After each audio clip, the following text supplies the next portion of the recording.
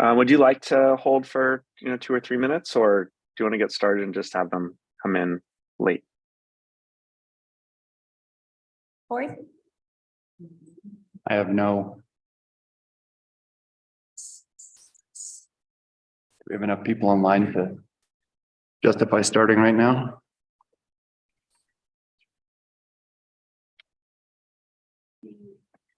I hear them. Maybe not. We can wait till 7:05. So Okay. Wait, 7:05. Okay, we'll give it 2 minutes. Okay, Awesome, thank you. I'm just gonna check. So.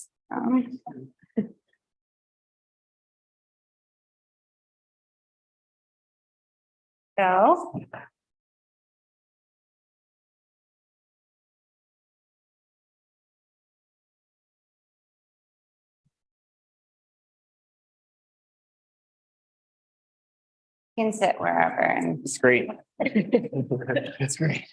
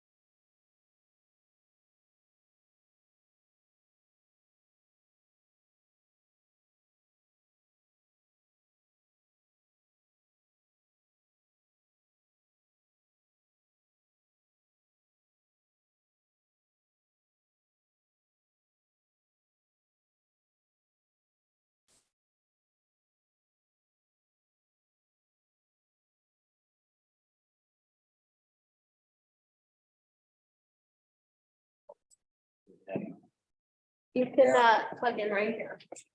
Join the club. I join the posse. You can place around in this bag. Yes. Yes. If you need it, No, it's all good. Happy days. now Jordan can't roll backwards. Stay perfectly still. I was broomball, Dana. At first there was nobody there, and then it all turned out. We had the brooms there and people could participate. So we actually had a super fun. I'd never played before. And it was way funner and way more ridiculous than anything. It's dangerous. It's a dangerous sport. I used to play it. Yeah, I'd play it and I'm like, guys, can I put my skates on, please? yes. I mean, even those most ridiculous. I mean, it's just. That's fun. And we had that moderated the intensity quite well. How's the ice? Soft. Yeah. All right, are you guys all good to get started? Yep, and Jim said he'll be late, so we'll just, when he comes in. Okay, wonderful. Well, welcome everybody to a regular meeting of the Silverton Board of Trustees. It is February 13th, 2023, and the time is 7:06 p.m. and I call this meeting to order. Roll call, please. Trustee Davis. Here. Trustee Cranker. Here. Trustee Harper is absent. Trustee Bierman. Here. Trustee George. Here. Mayor Pro Tem Barney. Here. Mayor Carmen. Here. Thank you. Do we have any staff or board revisions to tonight's agenda? We do not have any staff revisions. Anything from the board? No. Okay, awesome. All right, so we'll now open the meeting for public comment. I'll ask if someone in the room can facilitate the in-person public comment. We'll do that first, then we'll move to the Zoom public comment. If you're on Zoom, please click the raise hand button to get queued up. And if you're in person, just come up to the podium and we'll, if someone in the room could keep a 3-minute, well, I guess I can do it. I'll keep a 3-minute timer and please just introduce yourself at the beginning of your comment. My name is Jackie Kerwin, and once again, I'm here to address the issue of the wetlands and the protection of the wetlands. I think one of the things when I was thinking how I would address this a little bit differently than I have the other two times is, well, I think everything I said before is exactly what I mean. But for me, I look at just the way it's structured, and I think the way I am and the way my mind works and where I'm set up in my life, to me, number one is the environment. Number one is protecting our resources. I find it very important, and I don't see this as being something that is so dramatic. The second one is the community. I think I have heard from people in the community, and from what I've kind of been able to gather from the town board meetings, is the consensus of our community, and it's shown in the master plan, is that yes, we are an environmental community who really respects the earth and respects our surroundings. And I think that it's just kind of what I get from it is, I think the majority of people are very, very much in favor of saving our wetlands and protecting our resources. So anyways, thank you very much for letting me speak. Thank you.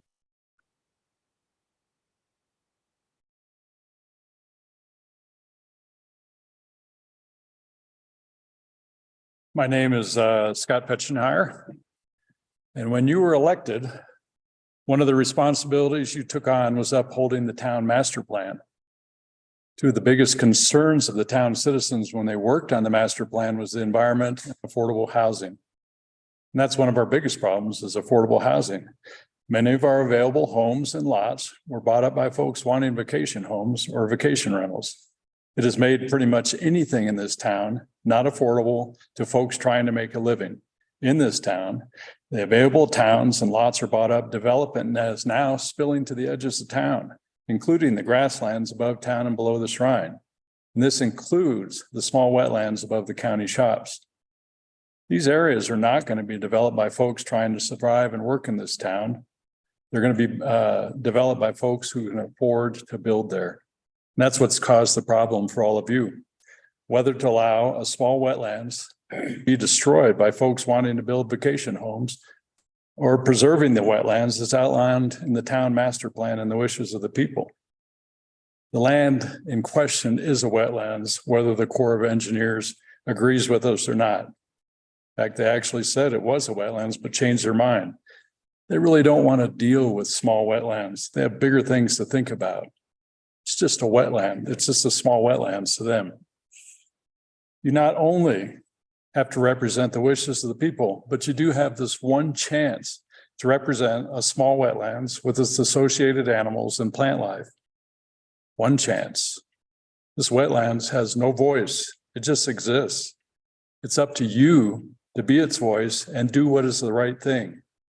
Preserve this wetlands and others around the town of Silverton.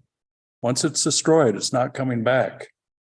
We owe this to ourselves, our children, and countless future generations. Thank you. Thank you.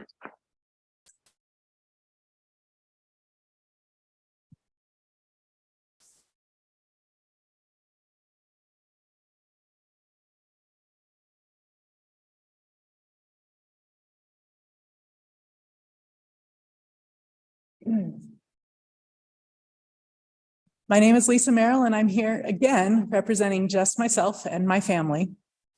I'm here to listen to your wetland discussions and support your movement towards a more wetland inclusive plan for town of Silverton. Your workshop on wetlands last week displayed an incredible amount of thoughtfulness on your part to rethink where we are at in history and the future of man's development in this valley. I was hanging on every word, and I really was. Thank you for putting that together and participating with such meaningful questions. Against my better judgment, I would like to paraphrase one of my favorite books, Braiding Sweetgrass. The author, who is half Potawatomi, has many things to say that relate to this wetland discussion or any use or development of land. She names anyone in North America that is not of Native American descent a settler. And I find her single most profound statement begs the question, when will settlers act like they are staying? That's big, isn't it? And if you haven't read much Native American history, it is. To me, this statement says the behavior of settlers or many of our ancestors is much like we are just passing through, exploiting without accountability for our actions. Your workshop and future wetland policy contemplation pounds on the door of this statement. Me and my family support your efforts to thoughtfully make these changes. Before you is an opportunity to take a step to reverse wetland impacts in the northern corner of Silverton, near Silverton Lakes Campground. And we hope that you will choose to join forces with us and create a restoration project that will outlive us and give benefit to the life that lives here after us.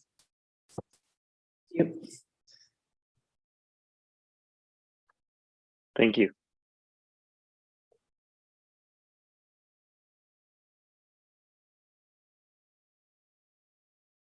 I guess there's no more in-person comments. We are promoting Sandy. Oh, no? Oh, okay, fine. Good evening. This is Sandy Campuzano. I'm a native of Silverton, a part-time resident at 746 Snowden on the Hill. First of all, I'd like to say to the council members how grateful I am for your willingness to be educated on the subject of the wetlands and their importance to the environment. I'm certain that each of us was enlightened by the presentations by a series of experts on the subject. To the town staff, I would like to say a special thank you for all the time and effort on the work session and reports. It was impressive and helpful. I am intimately familiar with the wetlands from childhood, also living next to them for over 20 years. I have gained even a greater appreciation of them for the wildlife that lives and prospers there. I have been pleased to learn that I am not alone in my appreciation of the wetlands. People often send me photographs on my email, call me to tell me that the fox now has 5 kits. And then a gentleman who called to tell me that the moose come down daily from the wetlands to nap on his property. There is no doubt the residents of Silverton care about the environment. I know the community is discussing the future of the wetlands. It is a hot topic. The feedback, emails, civic engagement must have found its way to town hall. The importance of the environment to people in town became front and center of the master plan. Protect the environment and responsible development. A very clear message. Please listen to your constituents. Honor the master plan and protect the wetlands. Thank you so much. Thank you. It doesn't look like we have any other public comment at this time, so we will go ahead and, oh, never mind. We just had another hand raised. So if we can promote Jake, that would be great. Jake, you have the floor. Thanks so much. Can everybody hear me? Yes. Awesome. Is there any chance I sent out a quick little basically area concern map related to this? Is there any possibility that you could present that, Gloria, or anybody on the screen? That's not really something that we do during public comment, but if we wanted to set up something for the next meeting as one of the presentations, then we would be able to do that. Sure. I appreciate that. Thanks, Shane. You got it. My name is Dr. Jake Kurzweil. My wife and I own 957 Reese Street and both work local jobs. Hannah works for the school as a math and science teacher, and I work for the Mountain Studies Institute as the Associate Director of Water Programs. I serve as our in-house hydrologist. I'm faculty at Fort Lewis College. I've got a PhD in hydrologic science and engineering from Colorado School of Mines, and I research and publish on wetland systems. I've been requested to provide my expertise to address sustainable development of the town of Silverton to ensure we have adequate housing, while also ensuring the integrity of our natural resources. I'd like to provide context to the current discussion in terms of the scale and times. I think there's hyperbole on both sides. Let's start with scale. There's been language insinuating that by protecting isolated non-jurisdictional wetlands, we will prohibit expansion, development, and affordable housing. I conducted a spatial analysis and found a conservative estimate that isolated non-jurisdictional wetlands represent 6.5% of developable lands within the town limits of Silverton. And none of these identified wetlands are in the area of our town's current plans for affordable housing development. This leads me to the conclusion that there's ample space for future housing development of all types while also protecting high-functioning wetlands. I'd also like to address the scale of the possible impact. Some have referenced the size of the county versus town and viewed these systems as a drop in the bucket compared to the watershed. I'd like to provide context to that idea. Although they're very small, the wetlands we have are unique, not only locally, but also globally. They're high-functioning, high-alpine wetland systems that provide greater ecosystem services per area compared to other wetland types. They're so unique and so high-functioning that typical mitigation banking, where you restore wetlands in another area to offset the degradation due to development, is not typically available to us. This is because they're so high-functioning, unique, and difficult to restore once degraded. Thus, these small systems within our little community have big impacts not only to the town, but also to downstream communities and ecosystems. I'd like to also talk about time and scale.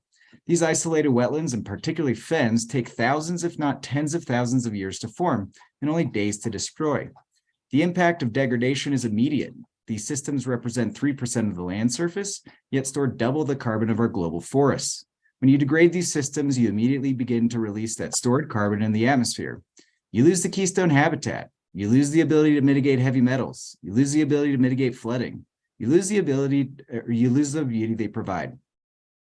Interestingly, when you degrade a functioning wetland, you impact more than just the wetland. You impact the ecology, community, and the surroundings, as well as the time it took to create it, in effect having large negative impacts on both time and scale. However, not all wetlands are created the same, and that holds true in Silverton. There are lower functioning wetlands already surrounded by development that would have little benefit from protection. With this, I can see a solution in the form of policy that first educates owners and potential buyers with a simple way to identify if there are wetlands on the property, and if they are present and non-jurisdictional, allow for development on lower functioning systems while protecting higher functioning systems that hold value not just to the landowners, but to the community and ecosystems around them. In summary, there is much land that I believe that we can develop in town of Silverton while also protecting the valuable natural resources we have. Thank you so much. Thank you. Shane, we have another in-person comment. Great. Go ahead. If you want to come up to the podium, that'd be great. Introduce yourself. And you'll have 3 minutes to talk. 3 minutes to talk. Not very much. Tommy Whip, I'm up on 10th Street. And I don't think I would invite you to come up. I live right next to the wetlands. I have got a stream that comes right up there. It runs 24/7. It's been running 30 years up there. I mean, it puts out a lot of water up there. A lot of water. I'm not sure where that's going. And I'm not sure how that's going through the rest of the wetlands. And that's just the one I knew about. And then when my horses got out of the fence and I had to go find them in the willows, well, there was a little fountain about that high coming up. I mean, it was just squirting water up all over. So, and it runs 24. Where's all that water coming from? I think before you get into a lot of trouble and start digging down and having sewers and stuff like that fill up with water when you're trying to put them in, you need a hydrologist up there. You need to find out exactly what's going on up there. Because if you open something up and it gets to be a can of worms and those people right down below start getting floods and stuff like that, and they have before when we had a lot of snow, I think that's something you really need to look at before anything else. And I invite any of you to come up anytime you want to, and I will show you. I'll show you where it's just a stream. I don't know how many gallons per second it is, but it's a stream.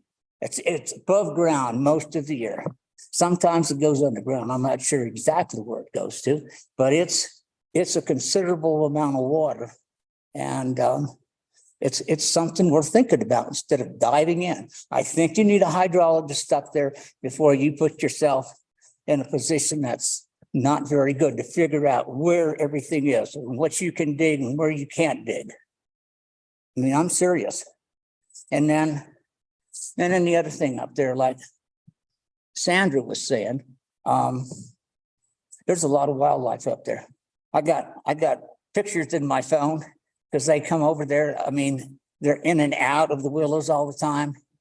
My dogs can hear them, and they're raising hell all the time in the house.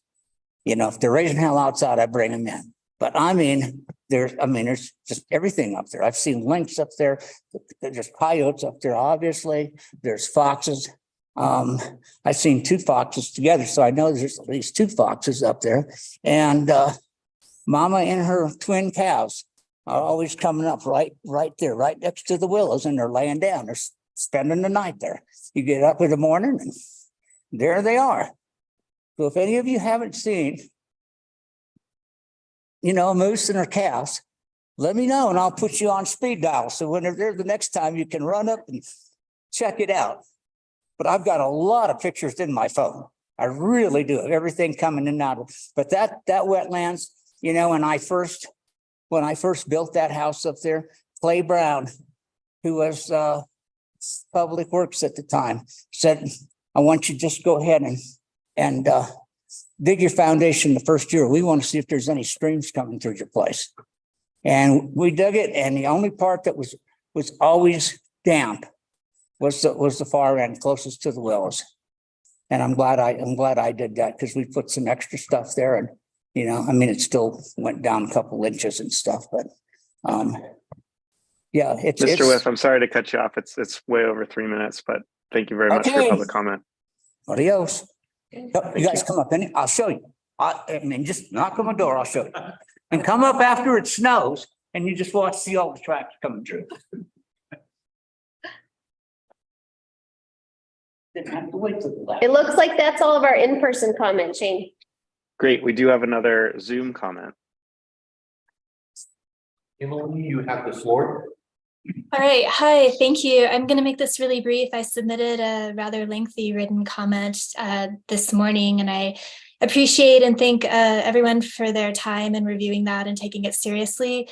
I just want to reaffirm everything that Lisa Merrill said so eloquently earlier, and just voice my support for her restoration project. I think it would be just a wonderful thing for the town to support that. It also creates a framework for potential future mitigation and conservation of wetlands in the town of Silverton. And so I just wanted to voice that as a citizen, my support for that project. And I also just wanted to affirm everything that Dr. Jay Kurzweil said, 100% in agreement. And we are fortunate to have him in our town as a professional hydrologist. And yeah, thank you very much for your thoughtful consideration of creating a innovative and functional and efficient policy to conserve our wetlands and balance our growing community. Thank you. Thank you. And we do have Jesse Rowe as well. Jesse, the floor is yours. Hey, this is actually Zach Harris, Jesse's husband. I was joined from her Zoom account. So Zach Harris at 1104 Blair Street. I guess there's no question to me that the wetlands are very, very important to the town, especially the high functioning wetlands. That is indisputable. And I think that in a lot of ways, this conversation to me has kind of gotten sidetracked in this protect our wetlands approach, which is great. We need to protect our wetlands. There's absolutely no question about that. I do have some concerns that don't seem to have entered the conversation yet. One is, how is it possible that we've gotten this far in the development plan and the zoning process, and we haven't discussed those particular wetlands? The people who have bought properties up there, as far as I know, have gotten approval to like from Army Corps of Engineers and other experts that those wetlands are not a problem to build on. And yet now we're in the situation where they're being potentially zoned unavailable to build on. And then on top of that, I'm concerned about the financial implications.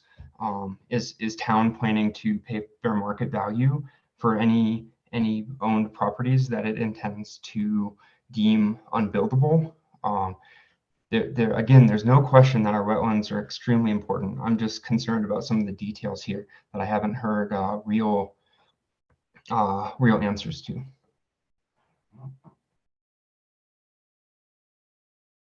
Thank you.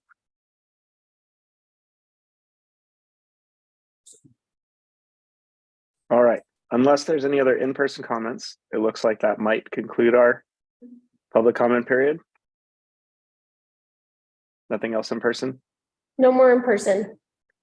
Okay, so we will go ahead and close the public comment period. If anybody thinks of something they really wish they said, we will have another public comment at the end of the meeting as well.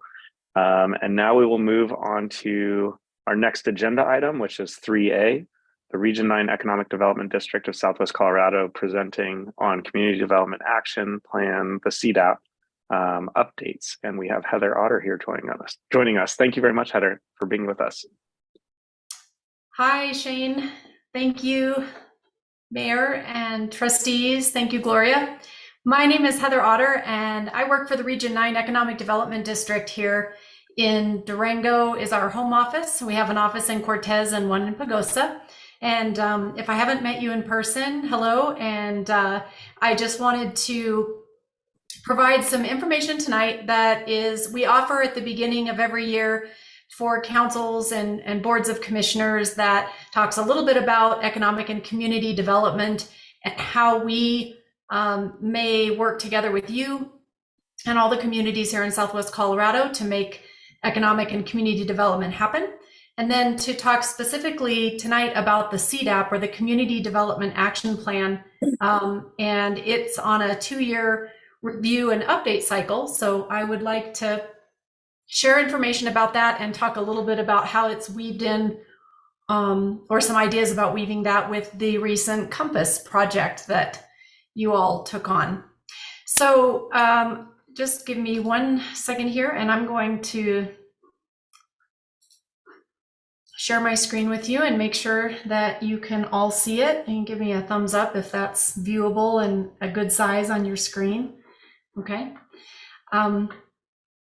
So Region 9, the number 9, nothing special necessarily about the number 9. It's just that the state is broken up into these economic development and planning districts, and we have the number 9. So we support the 5 counties here in Southwest Colorado and the 2 tribes, Southern Ute Indian Tribe and the Ute Mountain Ute Tribe.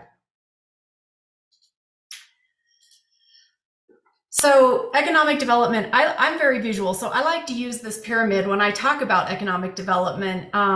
It's one thing to say that it's programs and policies and activities that influence economic change in a community, and all of us here tonight play a part in that. In economic development districts like our organization, we focus a lot on the programs and activities or services, while many of you are involved in all 3, and certainly the policy piece. When this, when I look at this pyramid, the foundation of the pyramid are really the areas that we believe are necessary for things higher up on the pyramid to flourish and foster. And so a lot of times, if we're talking about economic development, one of the things that comes up, for example, is business expansion or economic gardening, or the support of existing and local businesses. Specifically with business expansion, sometimes the things that are down below must be in place before we can actually recruit new businesses into the area. While we do need to keep an eye on that, looking at the bottom is one of the first steps. So it's specifically of interest right now in many of our communities are infrastructure. So things like broadband, housing, and water, sewer, those types of things, and then certainly workforce development. And right now, it's very difficult to talk about workforce development without talking about housing. I've never seen it go more hand in hand than right now today. So in thinking about all of the things that support primary job creation, so when we think about the economic development in our communities, we want to focus on primary jobs primarily. And I'll get into that a little bit in a few other slides. But one of the things that is integral to economic and community development is strategic planning. And so many of the people in this room have been a part of some sort of strategic planning and even implementation. This is one of the areas that Region 9 partners with our communities on, and the CDAP, or the Community Development Action Plan, is something that I want to touch on tonight with regard to an update and a review. So this is probably quite small on your screen, but was provided in the packets. And for anybody that's interested, I have a link to this, and it can be viewed online at our website. Basically, a community development action plan is part of a larger comprehensive economic development strategy for the region. And each county and the communities within the county contribute to developing a priority list of projects. And then they're approximately 2 years. So that means they can be started and finished in 2 years, or a phase of them can be started and completed in approximately 2 years. So every 2 years, we take a look at this and we work with the communities to make sure that the list reflects what you see as the priorities. What I might offer is that the good news is that given the community just went through the Compass project, and we did work with the team at Community Builders, is that we're thinking that instead of putting everybody back through visioning and goal setting and all of that for the review, that we can just integrate the work that you've done and have it reflect here in your CDAP. And then we'll make sure that we integrate the priority projects, say at the county level, so that they are reflected here too. But as an example, the Compass project is actually listed here as number 35 because 2 years ago, that was just getting started. And so we put it on here. It was identified as a priority that project, getting together with that team and doing all of the work that was done, would be completed in about 2 years, and that's happened. So one of the things we'll do is we move all of the completed items off this list, and we have a running list of everything that's been done since we started tracking this. And so really one of the asks is that I can come back to the trustees and we can take a look at this, or I can just send it to you, and we'll be able to organize this so that it's reflective of everything that has been completed and then reflects what's already been addressed. Many of these things have been addressed through that Compass project. So we'll see it as streamlining a bit and hopefully save people a few meetings. So let's talk just a little bit about the primary jobs and secondary jobs. I mentioned primary jobs. When we think about our communities and economic development, the primary jobs, or the direct jobs, sometimes they're called. I did want to introduce a little bit of the words that are used in case you hear these or come across these in conversations or the reading about economic development. But the primary jobs are the things that bring the money into our communities from the outside. So it's either because we're developing products or services that, go outside the area and bring the dollars back in, or things, different areas of income. So for example, with retirees that may have transfer payments or money from investments that comes back into the community, that could be looked at as primary. And then the secondary jobs mainly serve our local areas. So the secondary jobs come about as a result of the primary jobs, and they circulate the money inside of our community. And I want to talk a little bit more about that tonight because we're all concerned with what is in the middle of this circle here, which is our resident services. As many of you are talking about amongst yourselves right now, is that within our resident services, think about our things like our police or our law enforcement, our EMTs, our nurses and our teachers. Many of those resident services are suffering right now because of a lack of housing. That is one of our main challenges in Southwest Colorado. And so when I mentioned that it's really difficult to talk about workforce development without talking about housing, the houses are where the jobs go to sleep at night. And if we don't have enough attainable housing to house our workers, what happens is they start to move outside of our communities. And Silverton is certainly not alone in this, but when we look around our neighboring regions, or, you know, think about like a Norwood, for example, we get a situation where we have the people that really contribute in many other ways. So many times your teachers are the ones that wear hats in the community for being the leaders of certain clubs that are for after school programs, things like that. So when we can't have the folks that deal with our resident services in our communities and they live outside of it, it has some type of degradation for the feel and the culture of the communities overall, because their time and their effort and all of that, it leaves town with them when they go home at night to take care of their families, wherever it is that they're living. When we look at that green area about the money that's coming in, one of the things that is also happening in our area is an aging population. So we have people living longer, but we also have more retirees in Southwest Colorado than we have. And this is not just, you know, Southwest Colorado, this is happening across the nation, but we're mirroring that. So in essence, when you think about that middle of the circle in there, think of it as the tax base. So I'll give you another visual, which would be like an hourglass. When you think of the hourglass and you have the bubble on the top and the bottom, and you have the skinny area in the middle, the area in the middle, we want that to look more like a column with those top and bottom, because the middle area are the taxpayers. And when we have a population that has more dependent, meaning retirees and then our youth, that's another situation that we are experiencing and dealing with right now. So I just mentioned a couple of these. We're not seeing a baby boom coming out of the COVID era, and so less young people to enter the workforce as we get down the road. So when you look, you know, a couple years to a decade down the road, no babies or less babies being born right now means less kids entering our schools, and then it means that we have less workers or future taxpayers.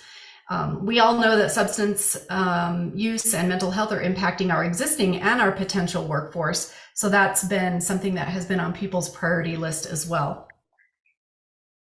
High cost of living and lack of housing stock. So I'm not probably telling you anything that you're not aware of, but more just to say that these are some of the focus areas that, when it being addressed on a community plan, such as what you have been working on, by having it listed on a CDAP, one of the ways that Region 9 helps in the communities is when it comes to the funding side of things and funding streams, one of the first questions that funders will look for is whether a priority project is listed on a community plan of some kind.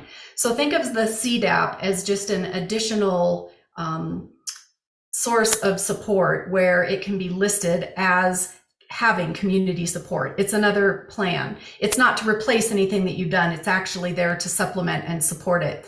It also helps people here at our organization speak intelligently and in a promotional way when there's time for letters of support or being able to talk about the projects that you have going on, so that we can try to find the right support for you at the time that you are looking for it. So we also put out a lot of data, and we have a lot of reports. And if you're interested, please do get a hold of me. I'll have my contact information at the end if you'd like to dig in. I'm a data person, so I always love to talk data. But this is just to give you an idea when we're talking about those direct base jobs and the portion of the pie. If you think of just money that is coming in, and then you think about our local residential services, and then you think about the indirect or the secondary jobs, how that makes up the financial or the economic pie of our area. So that pie up there represents Region 9, or the region as a whole. And then we've broken things down. I just wanted to highlight some of the things that I've shadowed there under tourism and households. So again, tourism, and there are a lot of different types of jobs that make up the tourism sector, but households, when we think of household income, that's also where money is being earned, and it's being earned elsewhere. Okay, so it could be commuters. I mentioned that, like transfer payments to retirees, things like that. So that's a large area. Those are the biggest areas that are supporting our direct base here in Region 9. Why is that important? Again, because we want to have a good balance between the money that is being generated through actual jobs in our communities, and then these other sources of money. Moving on a little bit, we do look at livable wage, and we try to update this every 2 years.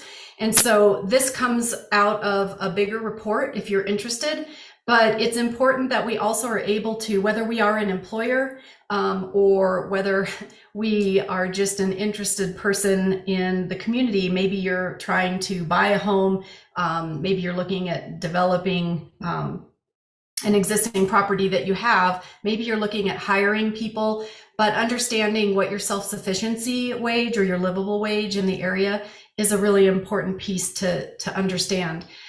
This helps to see, we localize this. So many of you may have seen national numbers that come out around self-sufficiency, and I would say that's good and reliable data.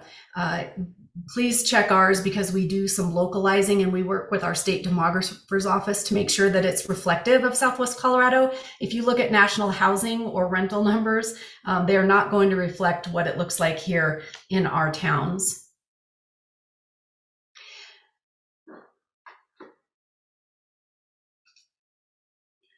So the other thing that we are able to talk with you about, and in planning and project development, is what are the rural strategies? What are things that work in rural or mountain towns like ours? And really, it's been, it's not that this is all inclusive, but these are the 5 that tend to stand out again and again. A place-based strategy, asset, economic gardening, entrepreneurial networks, and a regional approach. So I just want to quickly touch on each of those. Place-based meaning that people choose to be somewhere, and it's really looking at what makes you unique, or why are people coming to your area. So while rivers and mountains and skiing aren't necessarily unique, you can find those in other areas of the United States, and certainly in Colorado. It may be more particular to, in the case of Silverton. Silverton Mountain is a unique ski mountain. Or, looking up at the skies isn't, you can see the stars in a lot of our areas, but the dark sky designation would be a little more unique, just as 2 examples. Assets aren't just about money. Assets have a lot to do with your community wealth, which is also determined by community health. And so, many of you address this in the Compass Plan, looking at things that are aside from just what is the money that's flowing in or flowing out, and what are the assets or material assets necessarily that we have in the community, but looking at assets is important as well. The economic gardening, I just want to touch on that a little bit from the aspect of our businesses being the ones. I'm going to kind of combine entrepreneur and economic gardening, because I want to talk about small businesses for just a moment. Small businesses are really the workhorses of job creation. And a small business is actually defined as 500 or smaller. In Colorado and here in Southwest Colorado, the majority of our businesses have less than 20 employees. So I don't know if that would be called micro business, but they are small businesses. But the power behind a small business for job creation is extreme. And we have a really good way to support, whether it's an emerging business that would be entrepreneurial in nature, through a network like SCAPE or the Entrepreneur Program. And, Beth Kramer and the Sasquatch Campers, they've gone through SCAPE. There's a whole handful of others, but these are the companies that are looking to be second stage, meaning they have the aptitude and the appetite to continue growing. Typically, they are growing their employee base, and their revenue is growing as well. And so these are important to think about, because it's not necessarily recruiting the large companies, into an area that will sustain job creation over time. In areas, again, mountain towns and rural areas, it's really those small businesses that are important to grow and support, and then have some sort of entrepreneurial network that you foster throughout your community. So whether it's, Scape serves the region, but maybe it's a co-working addition in the town or something like that. And then from a regional approach, things like what we're doing with the Southwest Opioid Response District. As many of you might know, there is money that is being deployed into the states from the settlements from Big Pharma to address the opioid crisis across the nation.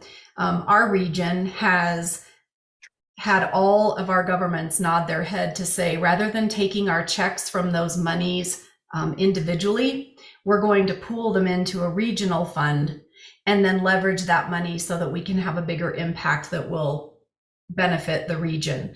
And so Silverton and San Juan County are also a part of that. But this has been one example of a way that by working as a region, we're going to be able to leverage dollars to have a much bigger impact for all of the communities that are here in Southwest Colorado versus taking that money and trying to do the projects individually. So that works really well in some capacities. And then we also have, as acting as a region, there's a roadmaps program. We have two of the teams here in Southwest Colorado, the Dolores Montezuma team, and then we have the High Alpine team, which Silverton is a part of, and San Juan. So each of these were partners with the states to come through and look at resiliency for post-COVID and beyond, and looking at what are some of the, again, priority projects and strategies for ensuring that there is economic resiliency. So this is also tied to our state's economic resiliency priorities. And I bring this up for a couple reasons. One is that the priority projects that are on the CDAPs now are also tied to these resiliency priorities. And why does that matter? Well, one, it gives us a common language to talk about resiliency. And then two, again, when we look at leveraging funds, or we're looking at grants or those kinds of things, being able to not only have your priority projects attached to community plans, but also have them show right now, as the state is looking at resiliency and ways to not only fund it, but support it from technical assistance and staffing, that our projects are speaking that same language can be helpful.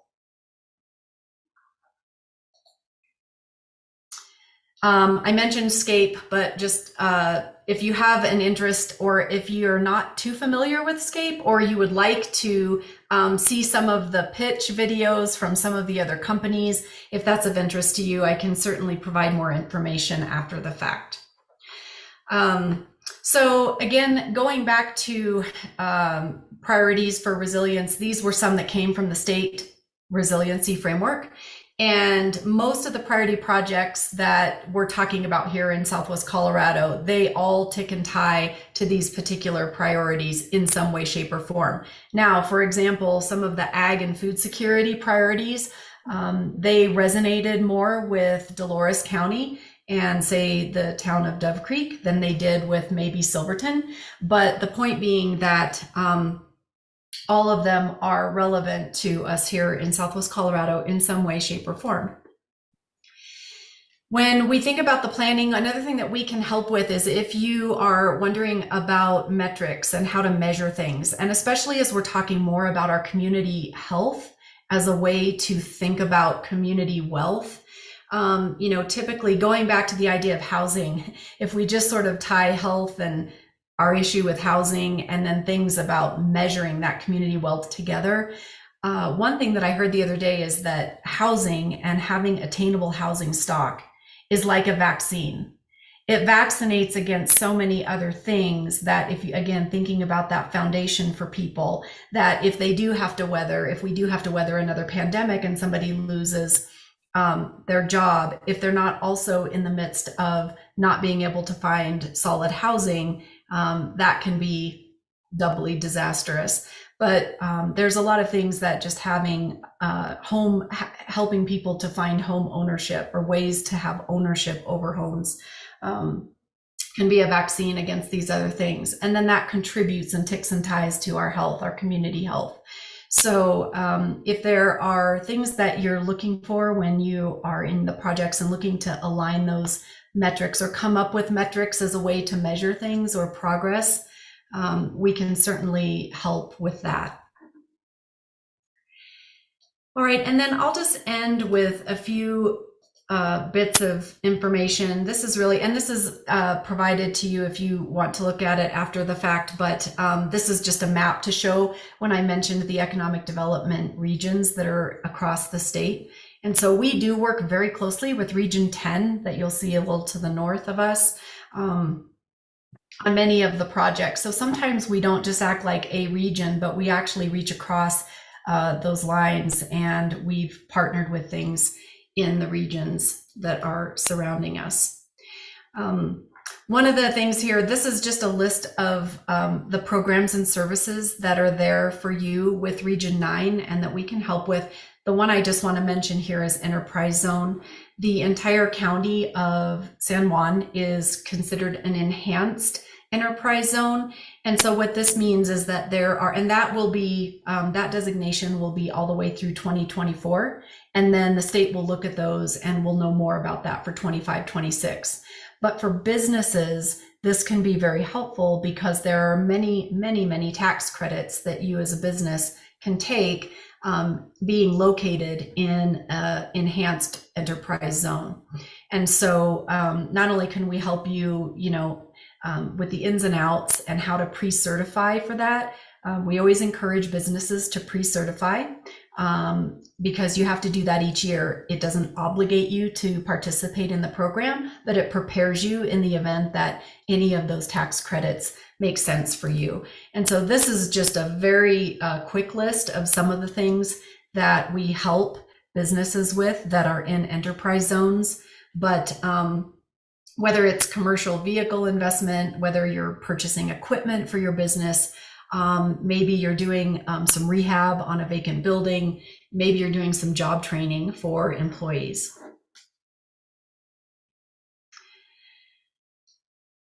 Okay, and then I think that I have touched a little bit about infrastructure, and we talked just a little bit about housing. I know this is very high level, but again, my purpose tonight was just to provide information about Region 9 in a small way for any of you that I haven't had the opportunity to talk with, or if you haven't been associated with Region 9 yet, we'd love to have you call us and talk in more depth. And the, how are we working in these different areas, but, and then of course to introduce the CDAP and see if we can't streamline some of the things that you've been working so hard on to get through the Compass project. The one major initiative right now that I'll end with tonight is that Region 9 is working on infrastructure in broadband, probably the most aggressively right now. We were very fortunate that we were able to work with the state and federally to apply for a $66 million grant to build out middle mile infrastructure and actually complete some of the, I'll just call it the loop here in Southwest Colorado. That will also be integral to completing a project that the state has wanted to finish for a long time. This will be really impactful in the long run because there's also last mile, and we can't really talk super seriously about the last mile infrastructure until we have this middle mile well in hand. So that is moving right along, and again, working as a region, all of the governments came together to help with this. And we should know more probably early summer, and I can bring you an update about that. But this is an example of where having individual communities attempt and try to take care of it has been much more successful when everybody came together and we sort of had the megaphone out from Southwest Colorado to get the attention of the state work with CDOT, and work over some of those hurdles, mountains to climb. And I think we're actually going to see some measurable success around our broadband here in the next short while. So with that, my information is here, and Gloria has my contact information as well. I'd be more than happy to talk in detail with you. And if I haven't had a chance to connect with you, please do reach out if you have additional questions. And thank you for giving me some time this evening. Well, Heather, thank you very, very much. A lot of information and all very awesome for the town and county and region. Trustees, any discussion or comments or questions for Heather? Or Gloria, is there anything you'd like to add?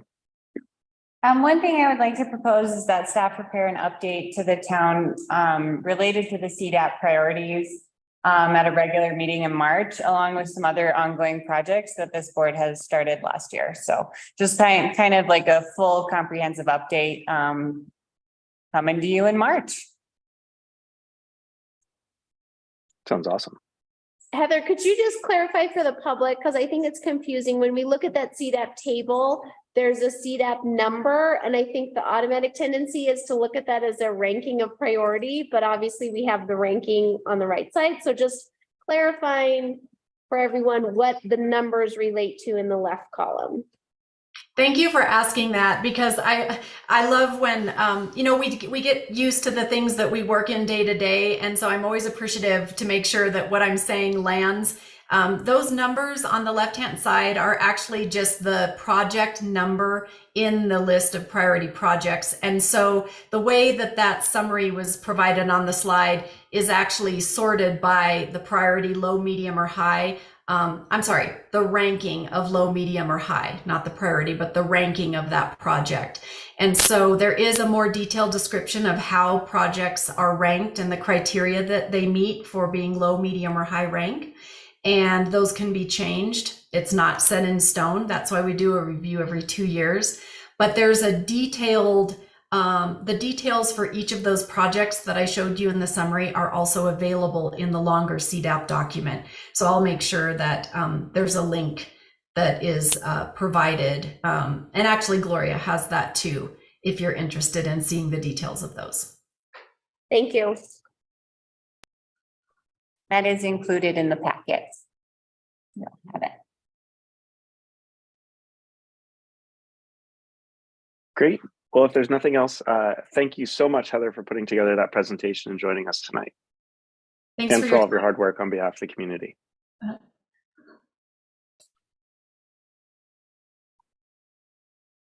Okay, we will move on to the next item on our agenda, item 4, which is consideration of the consent agenda items.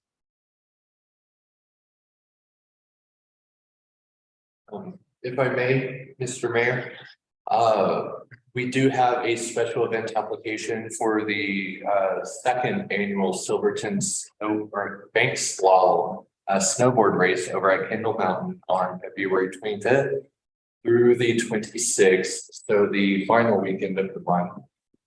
I am asking for a conditional approval because this event this year is set to be twice as big. They are trying to work out the finer details. Fortunately, I do not have all the information on that. We are set to have a meeting next week with the event organizers to lay out the course, as well as making sure that they have received all their appropriate permissions from each agency involved. But after last year's exciting event, the turnout was amazing. They fully expect to have registrants double the numbers from last year. So we're looking forward to that. And I do believe they are donating all of, or most of the proceeds over to a organization within town again. That has yet to be decided, but with your conditional approval, I would like to continue working with this event. And for clarification, what's the condition? The condition is to receive the final layout for the course as well as the final approvals from all the agencies involved. Fantastic. Thank you.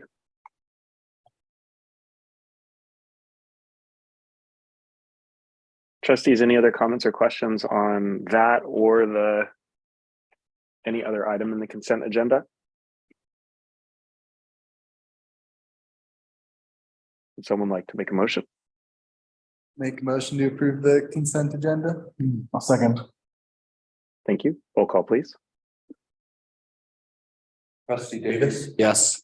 trustee Cranker, Yes. trustee Harper, Yes. trustee Bierman, Yes. trustee George, Yes. Mayor Pro Tem Barney, Yes. Mayor Furman. Yes. Great. Thank you very much. The next item on our agenda is number 5, staff reports. And I just really want to congratulate my colleague Willie Tukey on his Lifetime Achievement Award from Colorado Counties Incorporated. This is a statewide award and is only given to one member every year.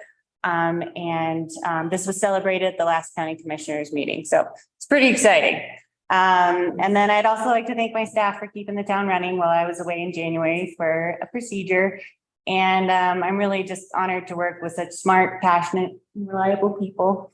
I'm mostly healed, and I even took a couple runs at Kendall, which I'm kind of regretting now. And then there is an update for our Bonita Peak Mining District CAG representative Parker Newby.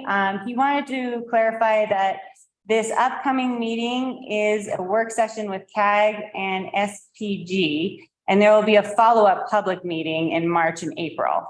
So just to clarify that email that is included in your packet. And then I think we have Matt on for an update on the OHV petition as well.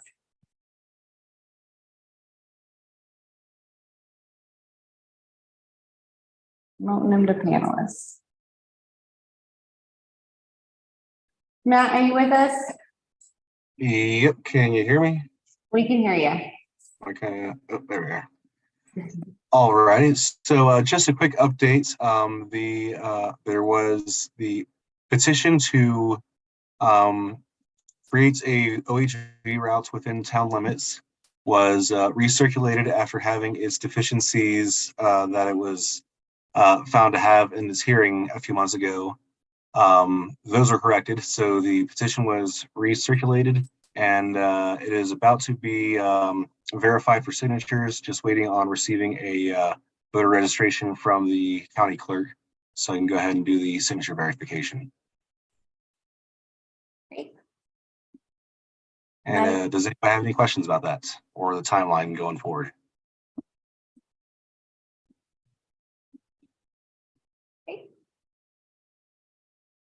I would like to provide an update for all the events that have happened and all the events about to happen within Silverton.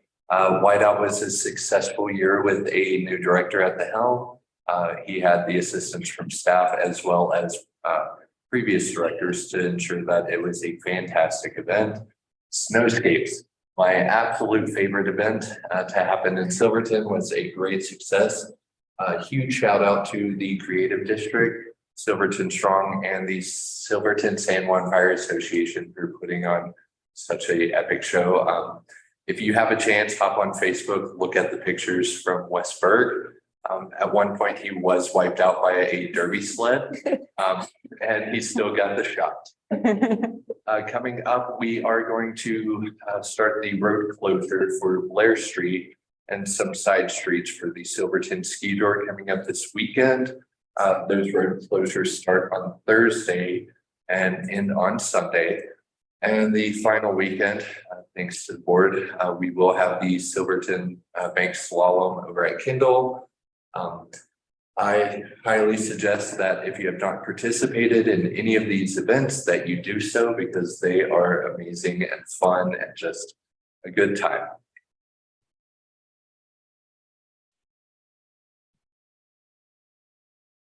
Thank you very much for that update. And thank you so much for all of the work to make sure those events are facilitated so smoothly by the town.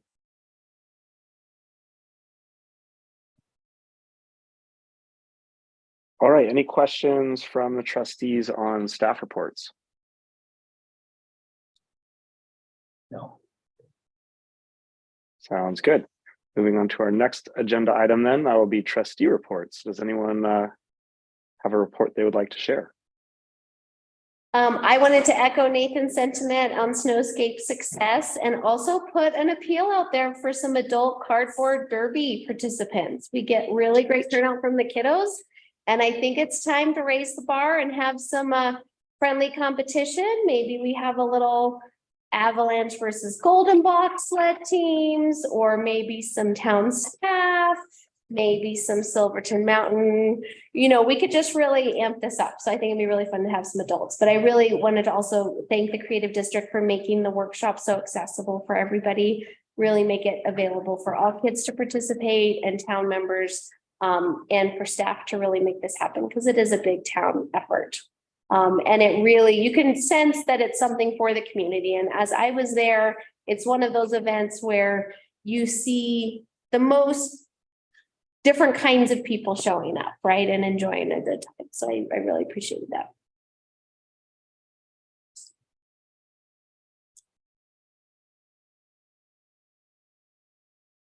Awesome. Thank you, Dana. Any other trustee reports? Okay, moving on to item 7A, continued business Southwest Colorado Rural Philanthropy Days sponsorship request. All right, this item was brought up at the first meeting in January, and after the Finance Committee reviewed the request, they recommended approval of sponsoring the $1,500. There are funds in our unanticipated marketing needs asked to the Tourism Board for these funds. And I have a note for 2024's budget to include a contingency budget for these types of asks in the future.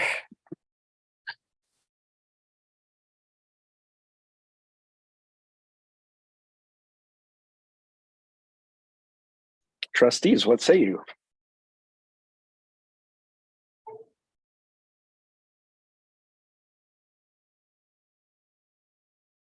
I'm glad we could find some money to give them. I concur. And yeah, having a contingency for next year is a great idea. So.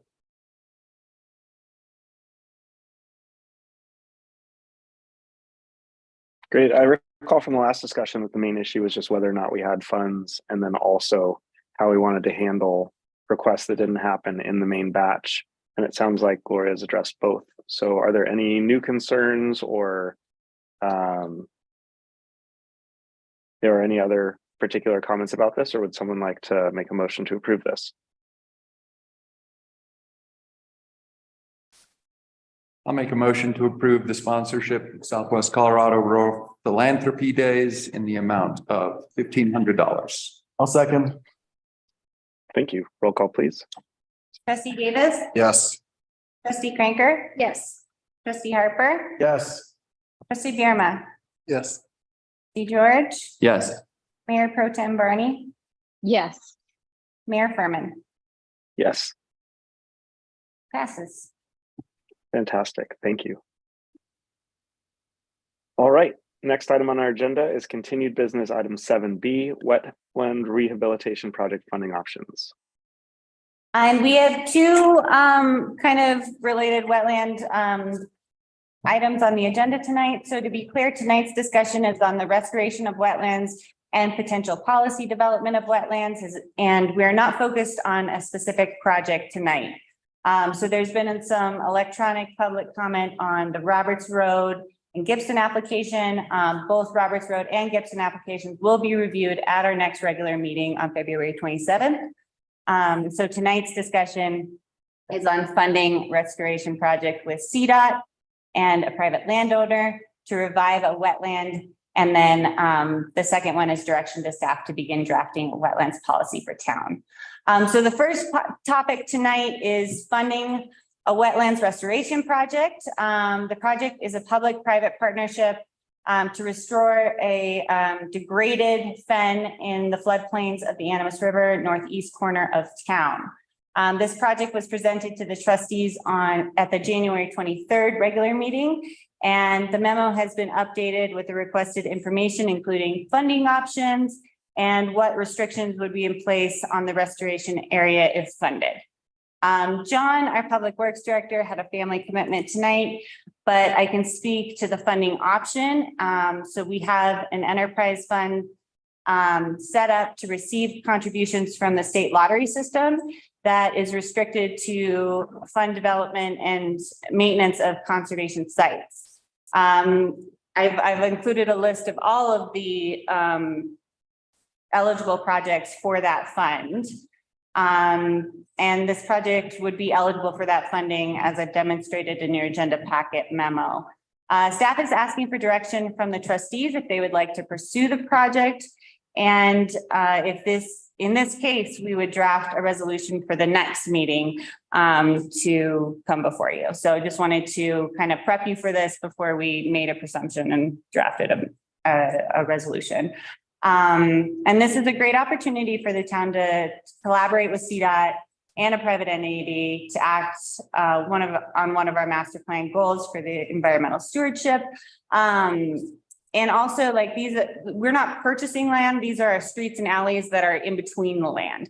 So I think there was a little confusion there. But no, we're not purchasing the land. This is between the land, I guess, that's being restored. So I would open it up to any questions.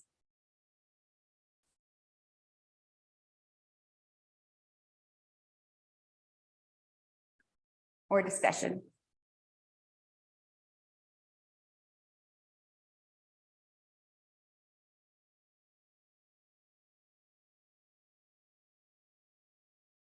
Under the staff recommendations, it talks about the staff recommends the town does not pursue grant funding in order to do this, and that's specific to dry land costs versus wetland restoration costs. So are there other grants out there that will, or you said we're not actually just saying not to pursue all grant funding or just those specific grants? Those specific grants. And the timeline is kind of more of a crunch timeline, so that CDOT is the one that's kind of driving this timeline right now, because they do need to do a mitigation project.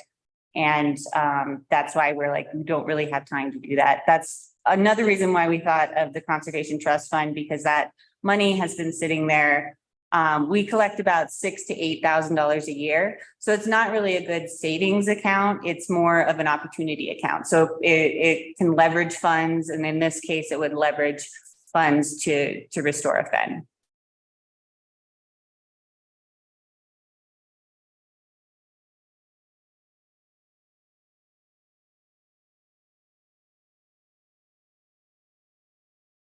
I think for me, I had a couple questions on what are we giving up, right? Like if we do that restoration, does it change how we can use some of that land or the area down by Lackawanna and down that way? And I think John got those questions answered, which I think was really helpful.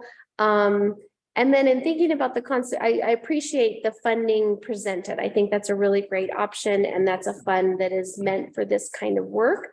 I think I also approach this conversation around like, what else are we giving up? Because that conservation trust fund balance could be used for other recreational assets or investments. And so just making sure that we're still finding ways to invest in the assets that I think the community is looking to have. So whether we go back to our Kendall discussion and some of the stuff Todd presented around the project sheets, making sure that we can find the funding for those projects that I think are pretty high priority too. And so like, are we trading wetland restoration for something else that the town is looking for, the community is looking for?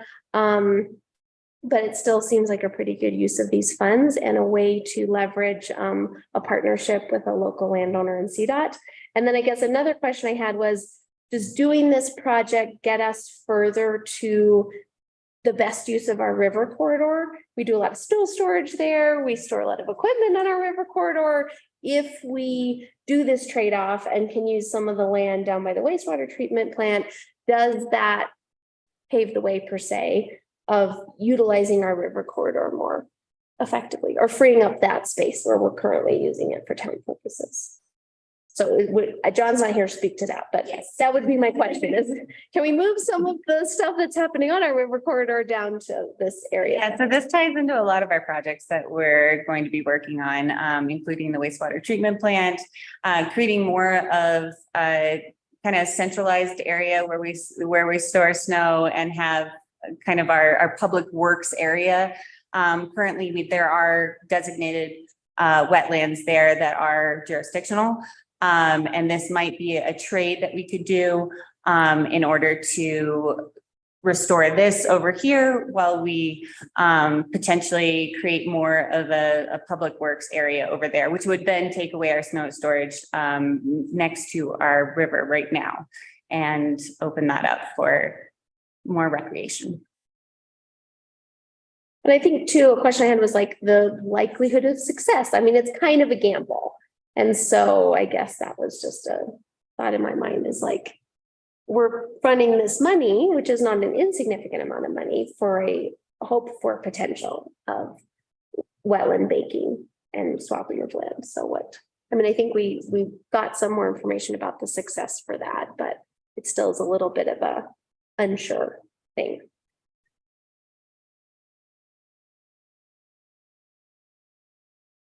I don't know if I can speak to this. I know, yeah, it wasn't a question for you, Lori. It was just putting it out there.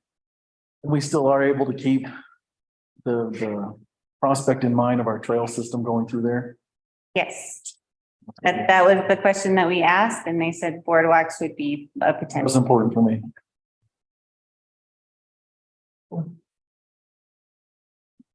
Yeah, I just think based on the feedback that I'm getting around other wetlands issues, this is it's a no-brainer for us to support. And based on the research that I've done, like around wetlands and rehabilitation in the state and trying to protect them, doesn't seem like there's very many private property owners willing to do that. So we're very lucky to have the Merrills step up to do that. And I'd hope that we would partner with them to try and restore those.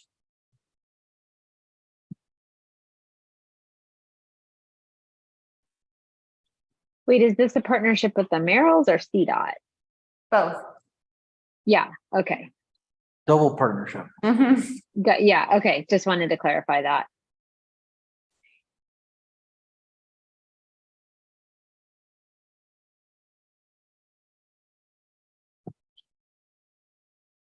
I'm somewhere in the middle. I think this seems like a really great project. I hadn't thought of some of the questions that Dana raised previously, and I think she has some pretty legitimate questions. Where I'm hung up a little bit is I feel like this should be part of our overall like policy decisions relating to wetlands. To what extent are we prioritizing this? To what extent are we allocating resources and specifically dollars? And I would like to just push this back until we make our larger wetland policy decisions. I'd hate to be, I would feel a little forced if I was asked to vote yes or no on this tonight. I think it's a really great project. I just feel like there's still some material questions I'd like to know the answers to and to better understand the overall policy the community wants to put forward.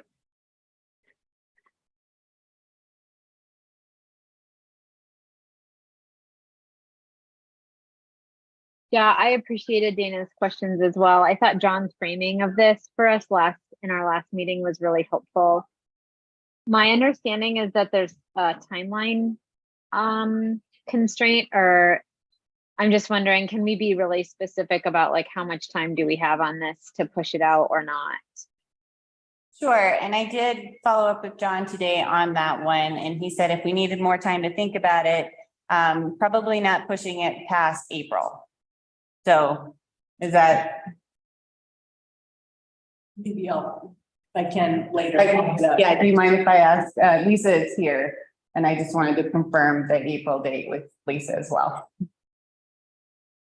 Do you all mind if she speaks to this? Okay, great. Well, we're really eager to work with you guys, but we're also in a place of frustration. We have presented, you know, idea after idea to the board, and we continue to get input or, you know, get reaction from boards, from the planning commission and from the town, various town boards, that they need, you know, this from us, that from us. And while we totally understand, you know, when it comes to restoration, you have to seize the opportunity.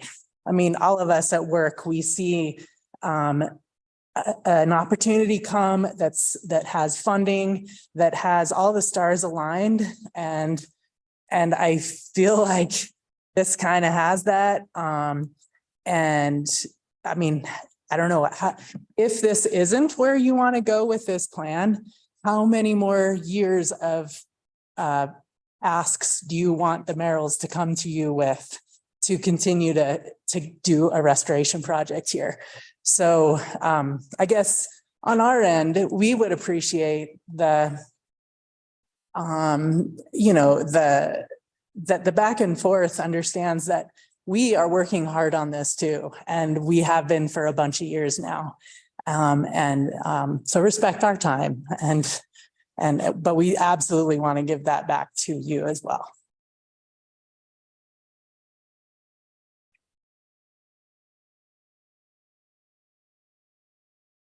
Thank you.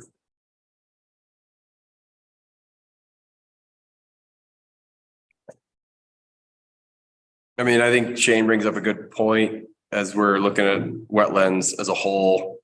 That said, I would have no problem voting yes on this today.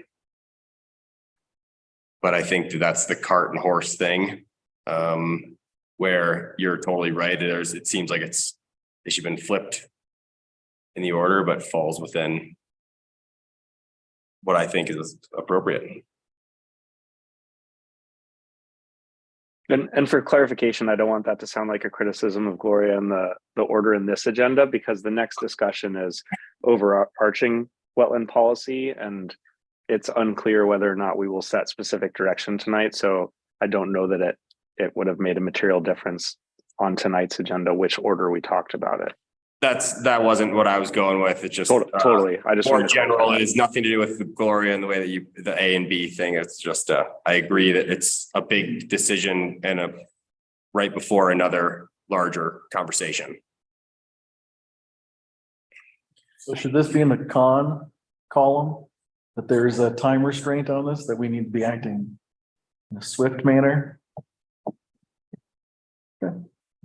I think for me, it's not hard for me to separate these two separate things, because whatever we were talking about with wetland policy, this is a project that's in front of us that we either, to me, it's the trade-off of like, what are we potentially giving up with this funding that we might invest elsewhere, or the time or effort of this. But I think John has made the case pretty well, and I can see the benefit to the community about making this trade.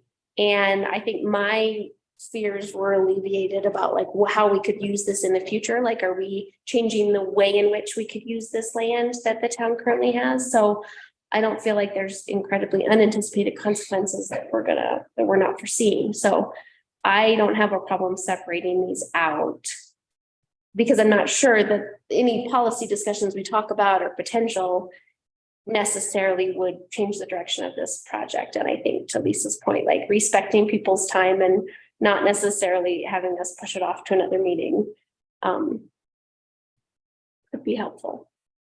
And the 5-year annual cost that's broken down on here? Yes. Not going to change at all? We don't think it'll change at all? I was not the one that got these costs, but I don't think that it would. I'm just going to put that out there. There's always the possibility.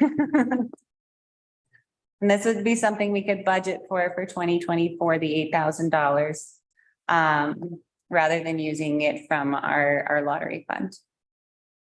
Is there anyone else who feels like they're on the fence? Because I feel like this is kind of an easy yes for me, from my perspective.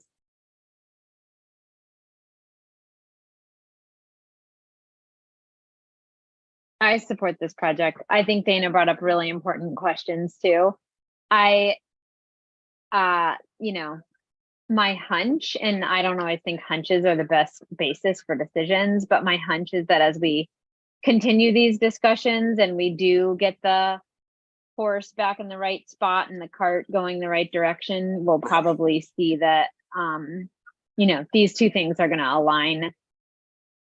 You know, I'm optimistic that they'll align easily. And I think, based on John's presentation and some of the questions that we've answered over the course of the last couple of weeks, that this is a project that I'm certainly on board with.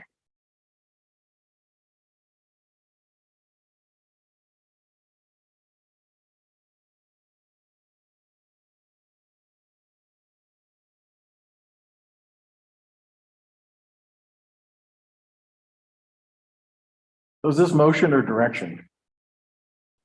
This would be direction to draft a resolution that we can present to you all.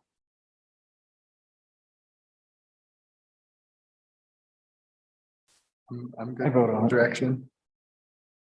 Yeah, I am as well. General consensus. And if there's any other information that we need to present with that resolution, we're happy to do so. So it sounds like a clear majority of the board would like to give direction to have that resolution drafted. If possible, is there more information we can get about Dana's questions about, you know, does this take away from anything else? Is any aspect of this decision relate to like scarcity of dollars, or are we totally in the clear? Well, I would say, well, I can probably answer that right now. I don't need to go back, but as far as the lottery fund has always been there as more of an opportunity fund. When an opportunity comes our way, we would use it for a grant match or leverage our funds. And so this kind of fits that category. There's not really this would be a really inefficient way to save for a project, only getting $8,000 a year into it. I would rather if we did do a larger project, like one of our project sheets from Kendall Mountain, we would set up more of a fund, a capital improvements program for that, where we can contribute a lot more than $8,000 and get it and see the result of it a lot faster. So does that help answer your question, Shane? It does. Thank you. Any other objections to this direction? Or not any objections to this direction? I don't have any. Okay. Thank you. We'll see a resolution at the next meeting. Thank you. Perfect. Cool.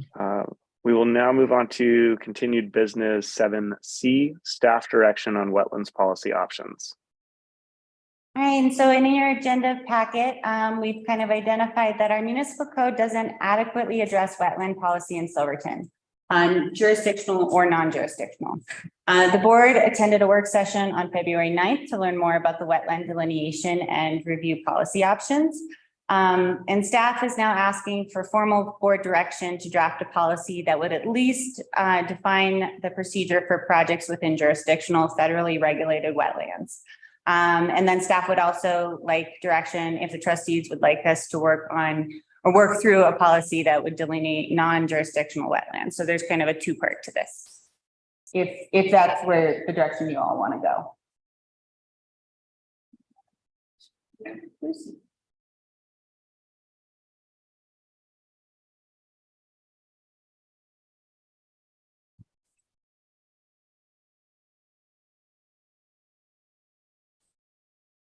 Hi, Lucy. Welcome. Hello, all.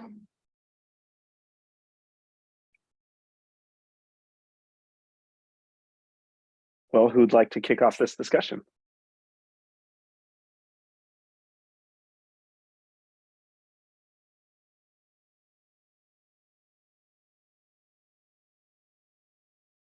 I'll start with an easy one. Do we have we've talked about, Lucy, in our last presentation, you were kind of talking about spending time mapping wetlands in town, looking at the different areas. It could be jurisdictional versus non-jurisdictional.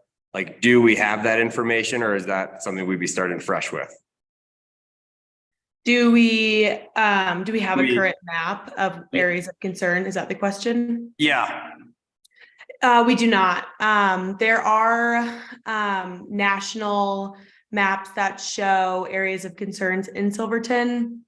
But they're not specific enough, and I think that we found that they leave areas of concern out.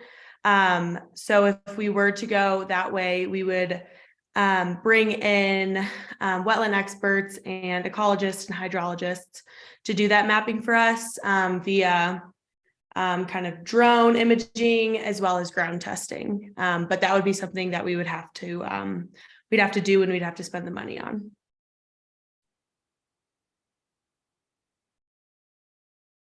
Well, and I feel like earlier we got in an email sort of later, it was at least an outline of some areas of concern from Dr. Kurzweil. Yeah. So I feel like at least we have something to work off of, and he is a hydrologist with a PhD. So it's not just that, like, we're not completely in the dark, I think. So yeah.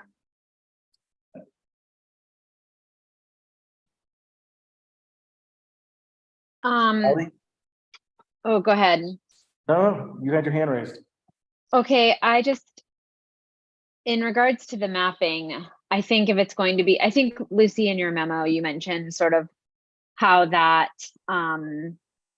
sort of helps solve some problems and can also at the same time create other problems. Mm-hmm.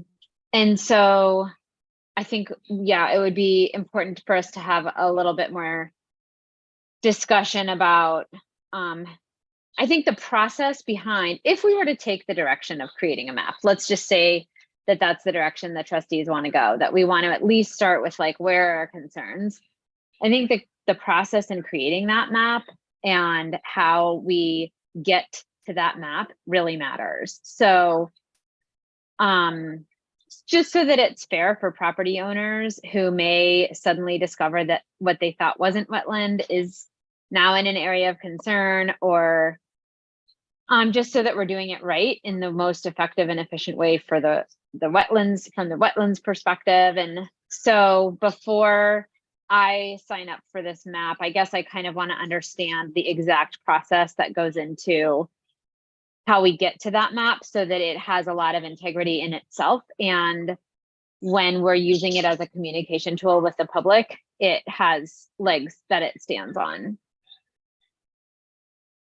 Well, I think too, maybe we could take a step back and address the first question of like, do we currently have a process in place, which we don't have a great process in place for just flagging if something is a jurisdictional wetland. To me, that's like a basic starting point. Like before we get into this wicket of maps and how much we should do, what we should do, whatever, it seems like we could have a lot of consensus around an idea of we should at the very least have something at the staff town level that says, hey, by the way, property owner, applicant for a building permit, this might be a jurisdictional wetland and you're going to need to check in with the Army Corps. Like, can we at least start there, or is there consensus that we could improve that current process?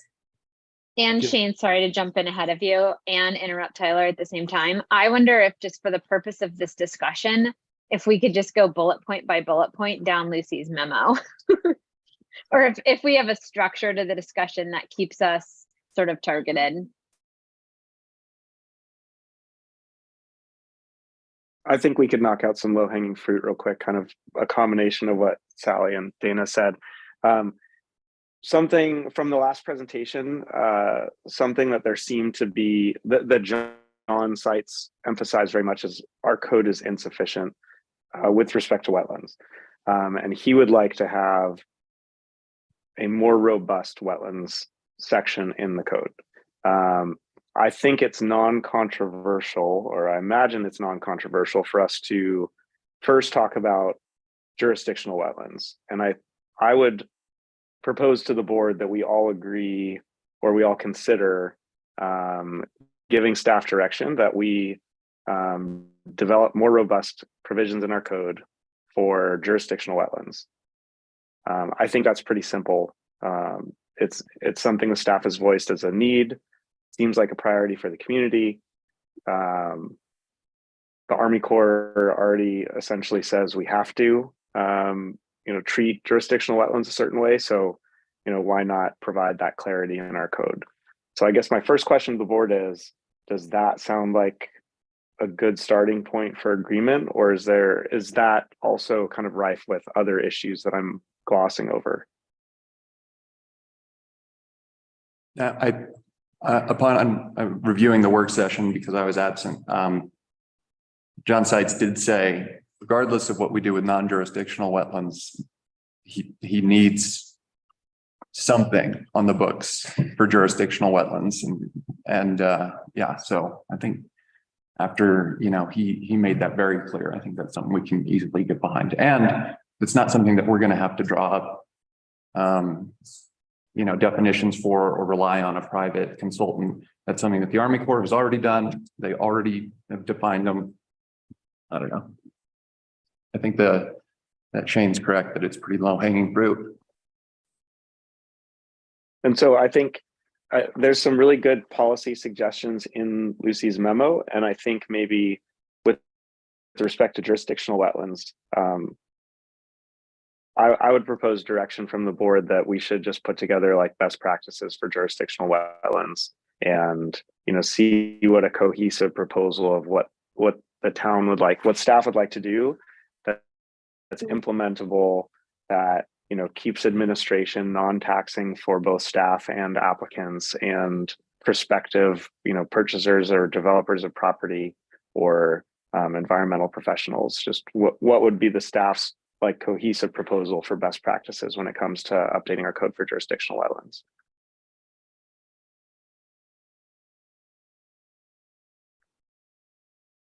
If that sounds good to everybody, then I would propose that the next portion of the conversation goes to pros and cons of going beyond jurisdictional wetlands, and not necessarily the specific policy considerations of how we address it, but just pros and cons of whether we should or should not, or even can or cannot. And I feel like that'll keep us decently focused. And then if we decide yes or no on non-jurisdictional wetlands, then we could talk about scope of policy decisions with respect to non-jurisdictional wetlands. Did we give direction on this one first? Yeah, so any objection or addition to all of the blabbing that I've done? None. I think this is a great recap of our last work session. Way to go, Lucy. Good job.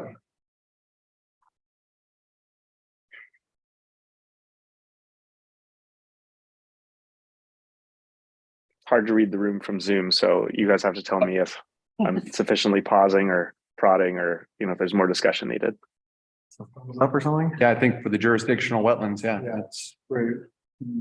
Agreement there. You've got a thumbs up around the room. Fantastic. Okay, cool. So who wants to kick off the discussion around pros and cons for regulating non-jurisdictional wetlands?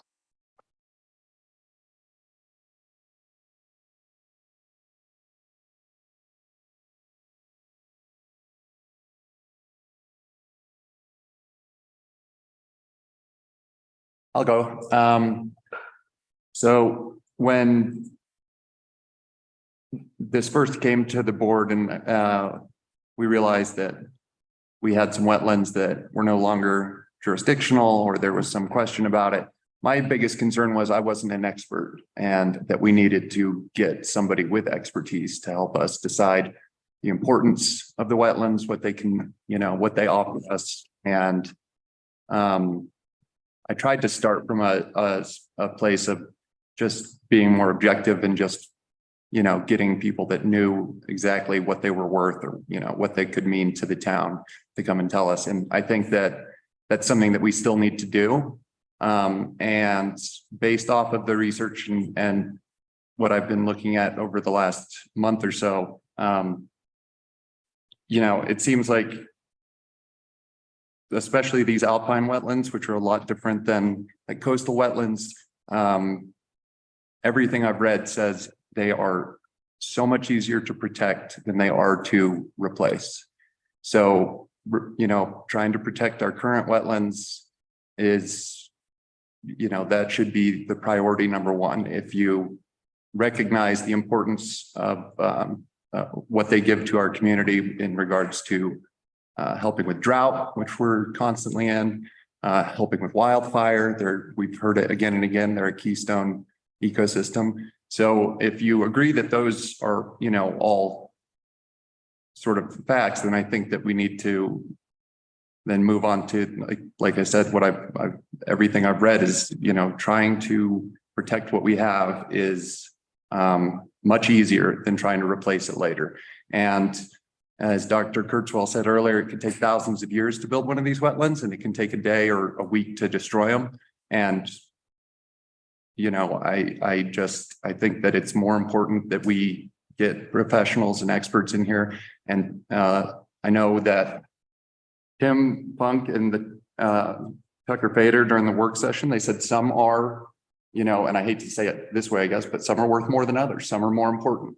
And I think we need to figure out which ones are really important and, you know, which one is just a willow that is in the middle of an already developed area that we shouldn't worry about. And then which ones are, you know, supporting a fen or, you know, acting as a habitat for a bunch of different species. And yeah, I think that it really behooves us as a board to look at this now and sort of protect this now rather than trying to replace it. And we're not even sure what that looks like, replacing it. So.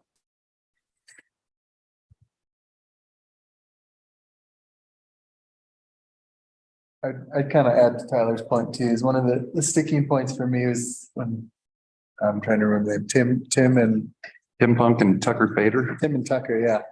Just mentioning that for the most part of the history of like wetland management, it's been a kind of non-issue and had bipartisan support. And in the last couple decades has become more partisan. I think having some local base policy that gives us some stability locally of determining the designations of our areas that we want to protect would be super helpful for us. Yeah.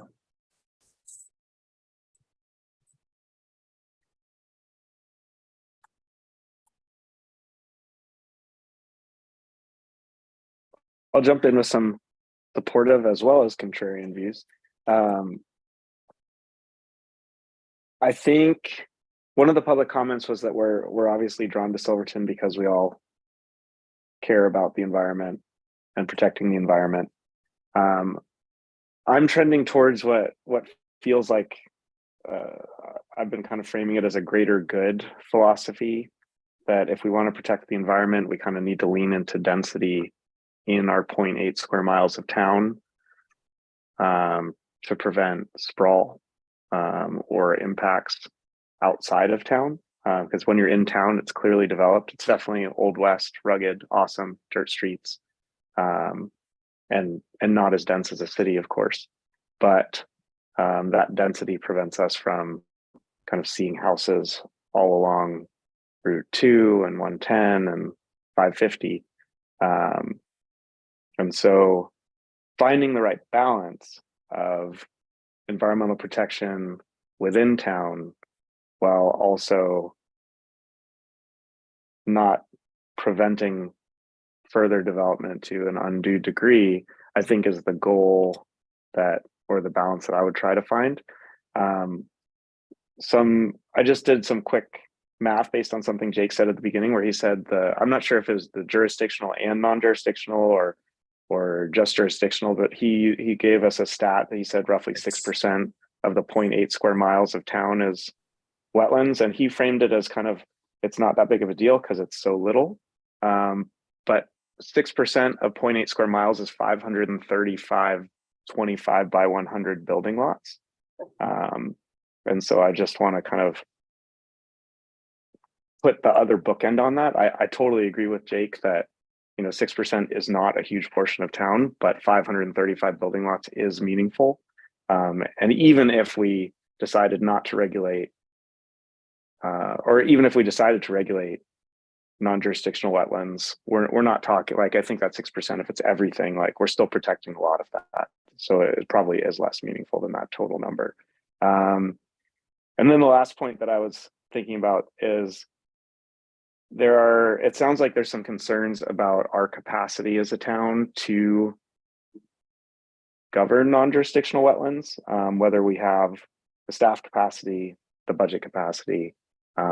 If we do give the direction to regulate non-jurisdictional wetlands, it may need to be an aspirational priority that we get to over a number of years, because it would require a pretty big endeavor and cost to take action on non-jurisdictional wetlands right away, it sounds like.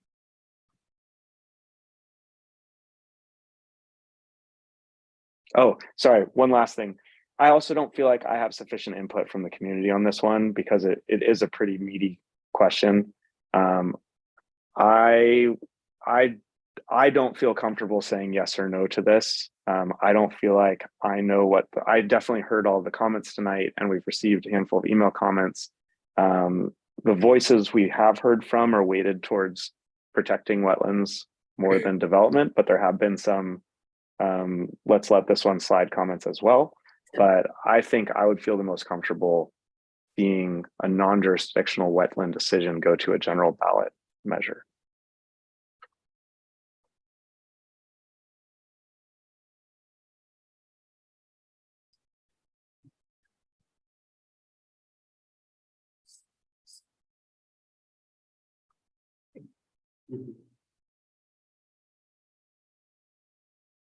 I would add that to your comment of density and building in town, I fully agree with that. And I think that we need to get the county to also look at this issue, because if we decide that we're going to allow for density and we're going to allow non-jurisdictional wetlands to be built on, and then the county doesn't do anything to protect them, you know, in their area, and we're then, you know, the idea of having density in town and not in the county, it doesn't do anything if we're not partnered with them. Completely agree. Thank you for adding that.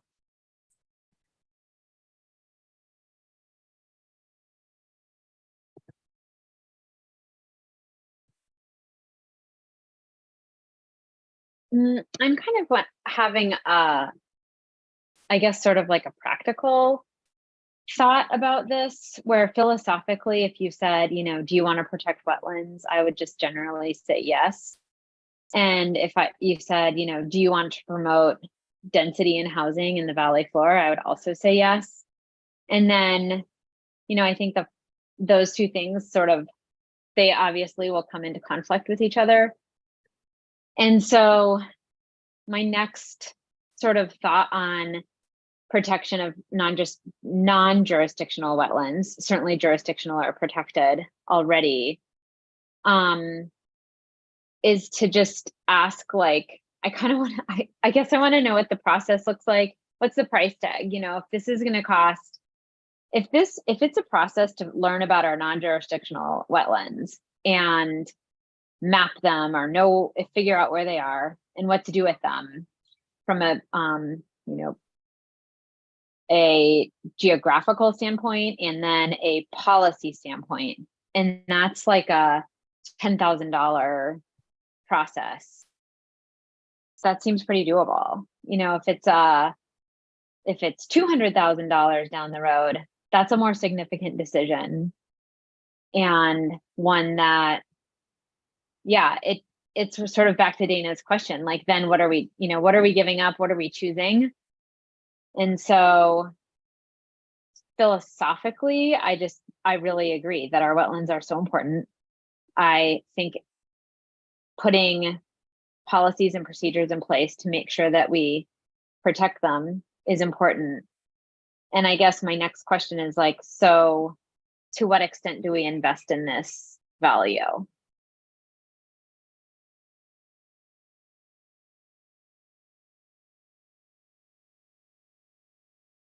I think Sally brings up a really good point, and something I'm going to kind of frame this in my thinking of our goals, and then I want to add on to some of the stuff Sally said. But I think that to me, I sort of think about this in two goals that are aligned with the master plan. And I feel like that is really where we have a lot of community input. And it sometimes has stuff that's a little bit creates trade-offs, right? And that's what we're always doing as a board. We're trying to evaluate the decisions we're being asked to make, whether it's a policy decision or a spending money decision. And there's going to be certain trade-offs. And, you know, in the section on responsible land use and development and growth, we talk about enabling the kinds of development we want to see happen. And this is what can support affordable housing and just overall housing in general. And I think this includes a sub-area plan for the Shrine Hill, and we're doing that. So it's like, check, we're working on that goal. We're looking at responsible use and development. We're looking at Shrine Hill in particular. And then we also have protect and preserve valuable ecological assets. And in our master plan, we say we want to create environmental land use policies. Like that is directly tied to this in my perspective. So I think we do have some community input on it. But I think to Sally's point, what I'm struggling with in all of these discussions, and we keep getting a little more information, is like defining which areas have value, how much impact does a certain amount of development have on this area? What are we giving up? What are we trading? And some areas may have high value and the impacts may not be that significant, and some areas may have lower value and the impacts may be really significant. And I think it'd really be helpful to me to have an understanding of like, how much land are we actually talking about? How many property owners are we actually talking about affecting? Because I don't take that lightly. If someone came to me and said, hey, by the way, we think it's really good for the public for your house to be not your house anymore.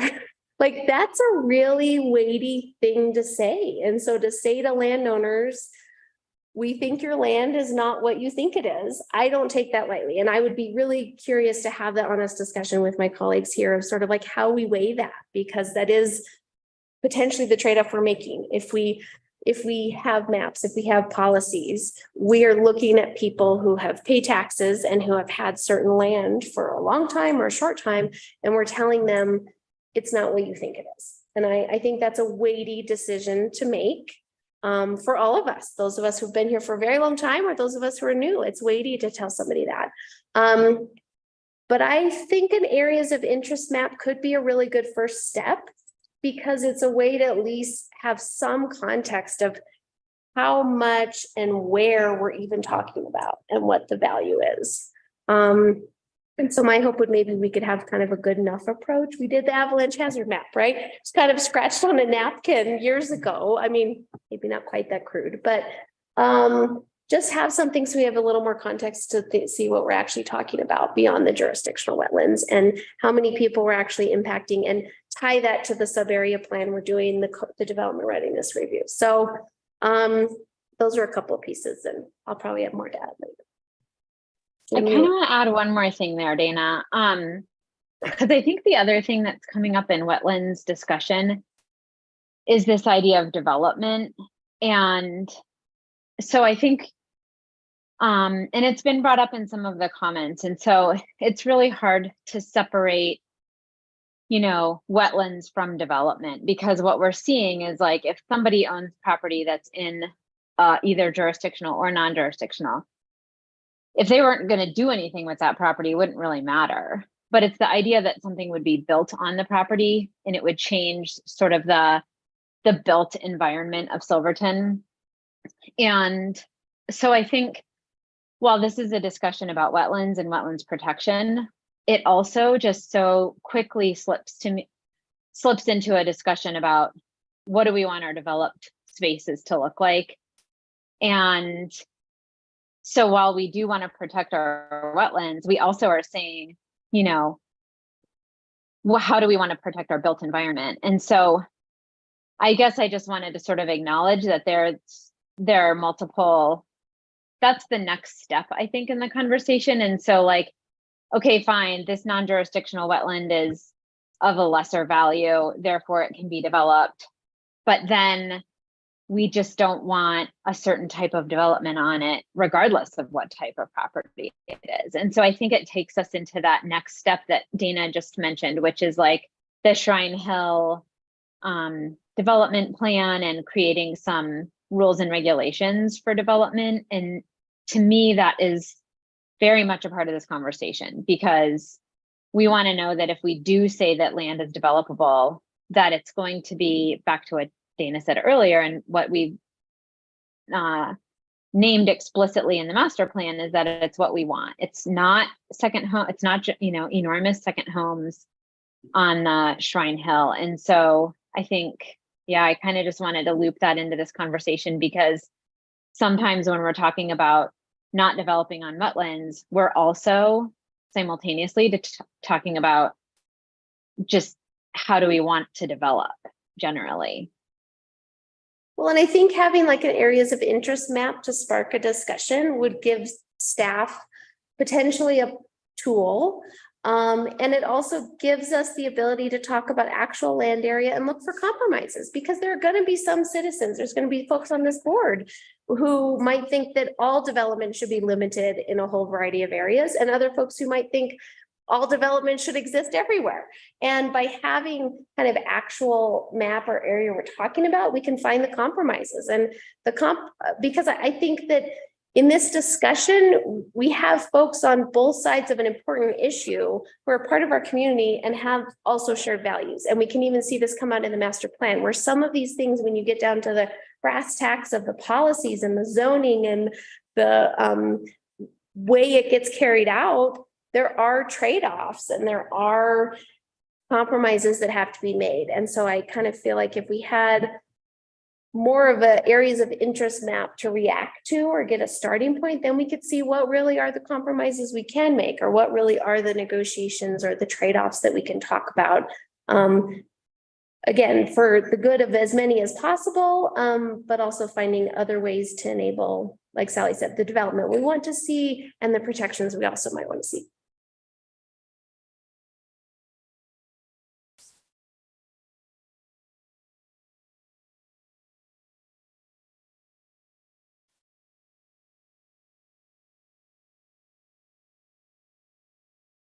I know a few people haven't spoken yet. Any new voices? I'll pipe up really quick. For discussion purposes, keep hearing Shrine Hill, Shrine Hill, Shrine Hill. Now, again, for discussion purposes, is this different? Are we in discussion? Is this differentiating itself from Roberts Road, or is this one and the same? This is different. Okay. Yeah, so this would just be for non-jurisdictional land policies. And the reason why I ask is because we received an email from a concerned citizen, we all did, within the past hour, asking this very question, because there's a lot of folks out in the audience who are confused. And I, for one, want to differentiate, because what really brought this to the forefront, what really put this on the front burner for each and every one of us, was the Roberts Road. And I know we want to talk about all these other things, but really focusing on what brought us here in the first place, to me, would be more constructive in the long run and probably speed up the process a little bit. Maybe I'm wrong. But in my mind, Shane. Yeah, so the tricky part here is that discussion is part of a public hearing that's been kind of like tabled and postponed. And that public hearing is going to continue at our next meeting, and Clayton's on and he can, add any color that we need to, but we're not supposed to be having portions of that public hearing discussion outside of the public hearing itself. And I agree with you, Jim, that it's confusing as a result, and it would be easier to do that. But I think we have some limitations. It's all intertwined, and I understand that. It's just to me, there's levels and there's priorities, and yes, we want to protect this, we want to protect that. We want individual property rights and individuals to feel like the wetlands, like the willows, that they're protected as well. And I don't know if we're And these are healthy, good discussions, but I don't know if we're actually talking about that side of it. That's I just wanted to throw that in there. I'll throw the wrench in the machine. So. But no, I agree with everyone and all the discussions that we've had this evening. These are good. This is what we're supposed to be doing up here.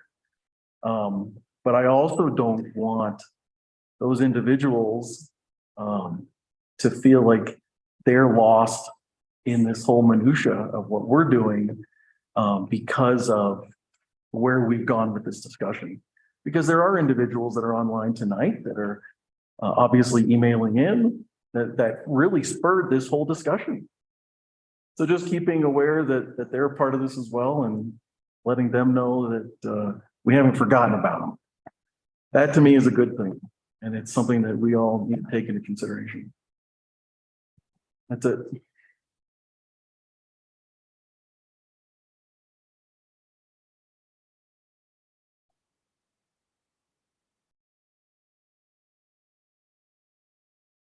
And yeah, I'll kind of echo a lot of the stuff that's been said already, but in regards to scope, and that's where it goes back to asking Lucy originally about this map, which I assumed we didn't, that's why it was brought to the table, is understanding the scope of both the high functioning versus the lower functioning.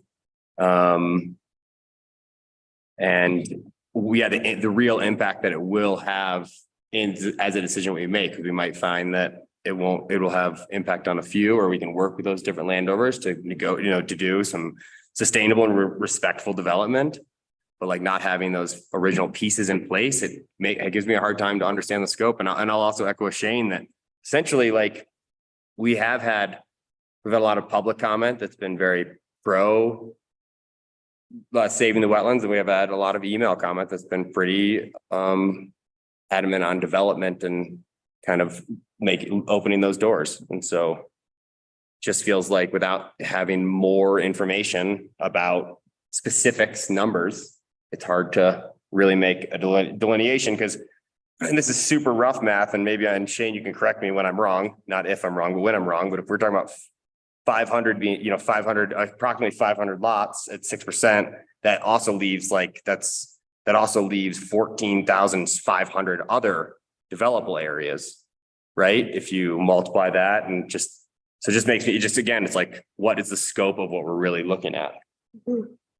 And tonight, we're not asking you to come up with a non-jurisdictional policy for wetlands. What we're asking is if this is something you would like staff to use their time to explore. So it sounds like there's 100% needed. What's that? Yeah, 100%.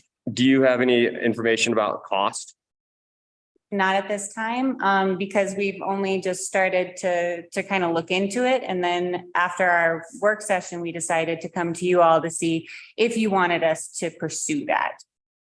Because we are limited in our capacity. So we want to make sure that we are acting as the board directs us. I'm gonna start holding up a sign that just says, "What are we giving up?"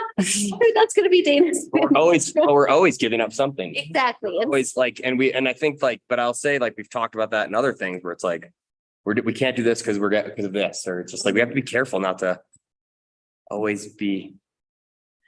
And you guys have given us great direction on, going forward with a delineation for jurisdictional wetlands, which we really appreciate and we recommend it. But this next portion is more of a policy decision that we would have to work through. And I would not expect anything to be made, like any kind of decision to be made tonight, like looking through the policy options and being like, we'll take A, but we won't take B. It's more of let's start this discussion. If this is the way we want to go with our policy, then staff can start gathering more information for you all.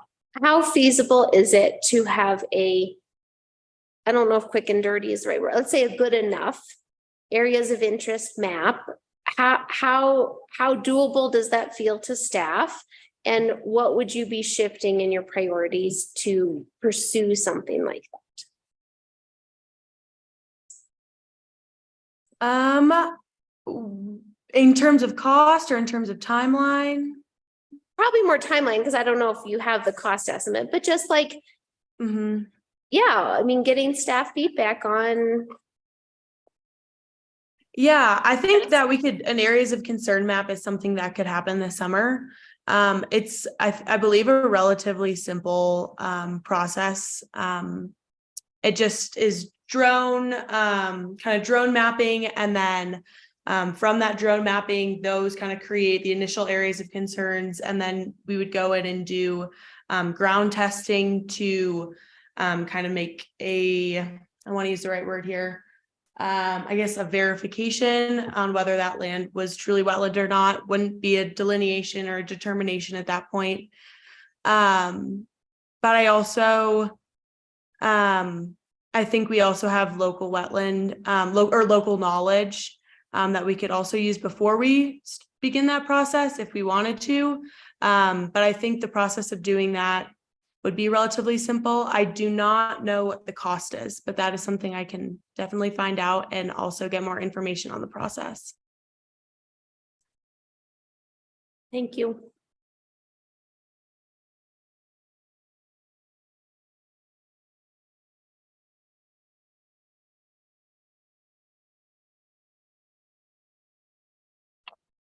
Yeah, my initial reaction is to, and with the question everyone's brought up, is to lean almost more heavily into creating an areas of interest or like a critical habitat map of the area we have. I mean, just looking at our attendees, the amount of experts we have locally that can help us with that is amazing, actually, for how big of a town we are.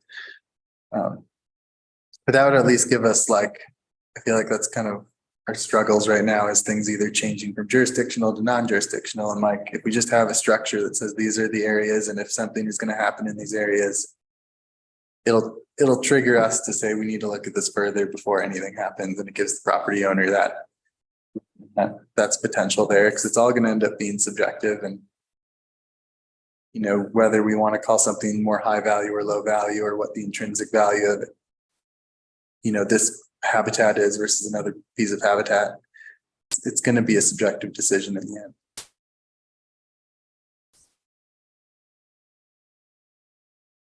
And I think having that map would just give us a good starting point of these are areas we care about as a community. So how do we empower the team to move forward? You can give us direction to, Give direction, march forward. give us direction to, you know, research and propose maybe an area of concerns map and possible policies that would accompany that map for non-jurisdictional wetlands.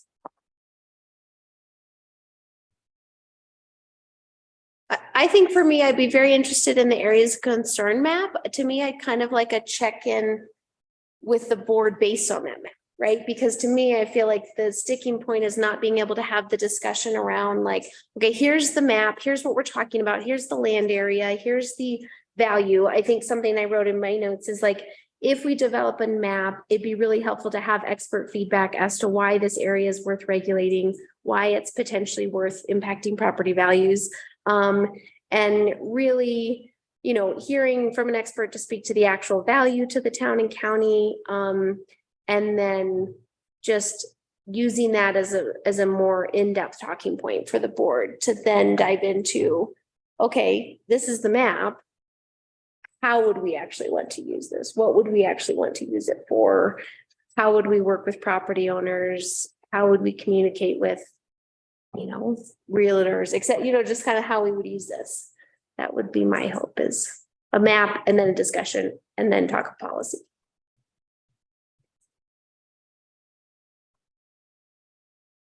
One of the thoughts I was having during the presentation last week was like, hey, we're only 0.8 square miles. Why don't we just, you know, map this all out right now?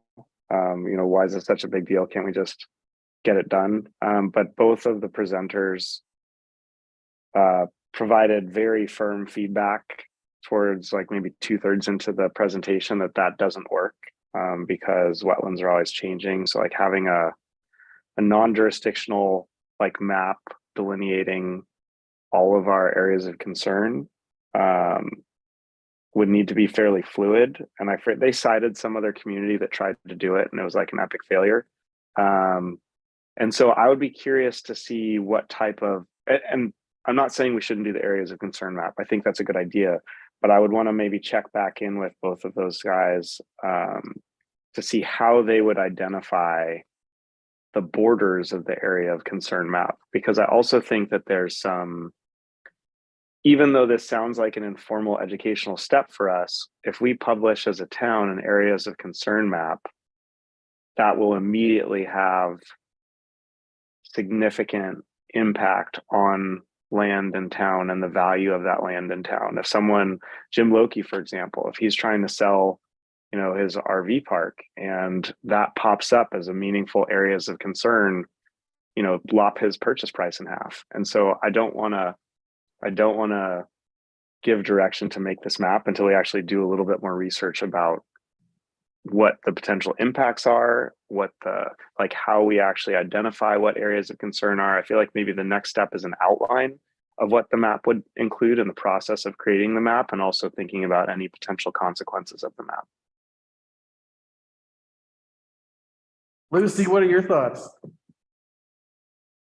I think that the board has really spoken a lot about the areas of concerns map, which I think is it could be a really awesome policy tool. But I also think that a lot of the concerns that have been raised could be addressed in other policy options or a combination of policy options. So I guess I'm wondering, do you want us to mostly focus on the areas of concerns map, or would you like to see all of these policy options again, or we could propose kind of combinations that would work well together? I guess that's one question I have for the board right now. My personal view is we're giving a lot of direction for projects to staff right now. I think I would prioritize the jurisdictional wetland policy development, proposed updates to ordinances and things like that. And then right below that, I would put, you know, the questions that we have about cost, capacity, and impacts. I'd put that below that, but that's just my personal view. But I think it's essential that we relatively quickly update our code to better govern jurisdictional wetlands. And then all this other stuff is also important, but I wouldn't give those as like equal priority in terms of the direction that I hope the board's giving. But you know, I'd love to hear from like Jordan and Tyler and others that are feeling like very strongly about the non-jurisdictional wetland policy development. You know, I would agree with the prioritization of things. I think handling the jurisdictional wetland is definitely really solid first step. Yeah, I think that's an easy one. And I think towards the end of that presentation, one of the board members asked if there were any like pitfalls that other towns had, you know, gotten stuck in when they were trying to build a non-jurisdictional wetlands policy. And I think that Tim Funk said what he said was really important, in that we need to have a good definition. It needed to meet all three parameters, but that brings me back to, I wonder if we can then get the county to do the same thing, because like, as I said, if we think that we can save wetlands in the county and allow development in town and get density here, then we really need to have them on board, and those definitions need to be the same as well. And then, yeah, it's the private property rights. And the one thing that I keep coming back to is, you know, because if you bought a piece of land, that's a really hard pill to swallow if we go in and say, you're not allowed to build on this. But, you know, we didn't always have an avalanche map either. And my dad worked on that map, and a lot of people were really upset, and the board thought it was for the greater public good to not allow people to build in certain areas. And we think this is for the greater public good. That's what we're here to do.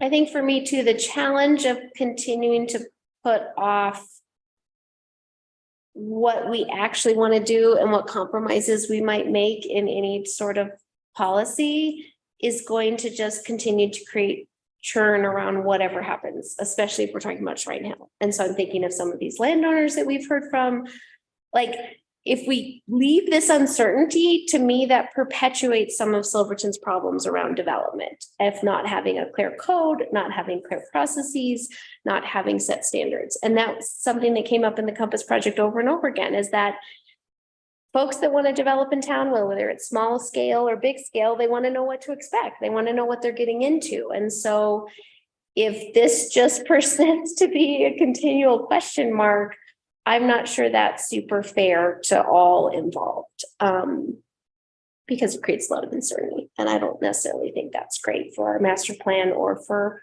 our community. So I think we can move cautiously and thoughtfully, but I would hope to encourage us to talk concretely, factually, and not kick the can down the road in perpetuity. Yeah, I think we want to make it easy for people to do the right thing. There was one thing on Lucy's list that I think that made a lot of sense to me that we haven't talked about. It's the last bold topic, wetland consultants and referral agencies. And kind of, Lucy, when you mentioned sort of like what combination can be really effective, this and some of that, the idea of that like low hanging fruit of like, what can we do right now? And what can we implement in a way that will, I mean, that's to me, this is such an easy one. It's like, it's a way of creating an informational system that landowners can access and the town can facilitate. I don't know if we want to have discussion around that one, or if we just want to come back to it when we see, like, if it sounds like as a board, we're all in agreement that to give staff direction to pursue some components or all aspects of like what this policy could look like, then I think I wanted to advocate for that last one being part of that package.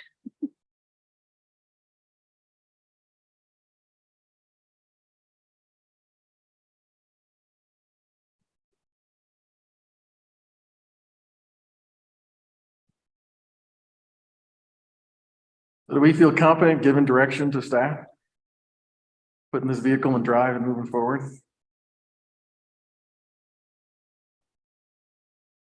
Which vehicle in which direction? Map? Going forward. We need guidelines, first and foremost. We need guidelines and then a map. Well, I think prior to the map, we would give you guys, a cost estimate and kind of how it can be used and other municipalities that might be using one and what they do with their map. Just a little bit more context around that map. And then you all would have more information to make a decision out of. I feel good with that. Yeah, I'm good with everything we talked about. I am not good with creating a map, giving direction to create a map right now. I'm good with exploring all of the factors that go into creating a map. I agree. Everyone feel good about that? Yes.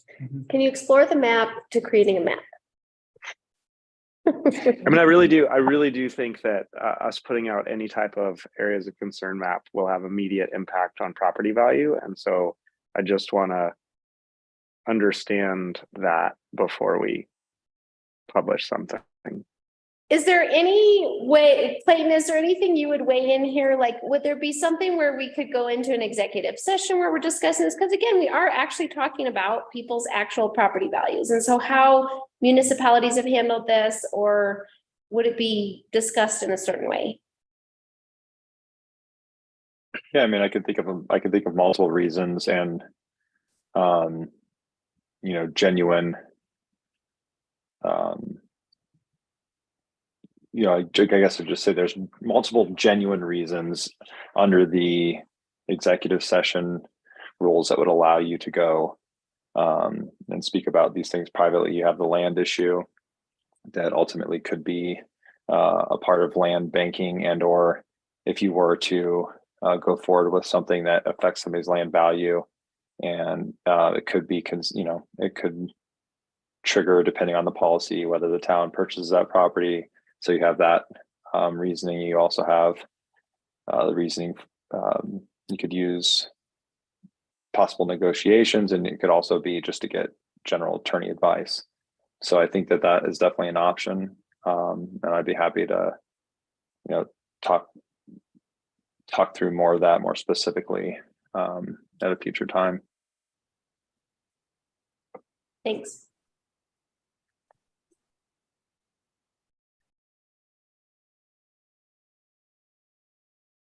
But putting the map on hold, do we feel comfortable giving direction to staff to prepare a set of guidelines and some Definitions. comparables, definitions? Everyone feel good about So this? let's go nuts with the jurisdictional wetland stuff. Let's get that done. Yeah. Potentially, we could work on, further on down the road, but just putting a plug in. I think Tyler's right that county collaboration on this one is key. And so potentially like further on down the road when we have some materials and, scope and all of that coming into clarity, it might be a good touch point to create a joint work session there. Or some kind of structure that brings us together.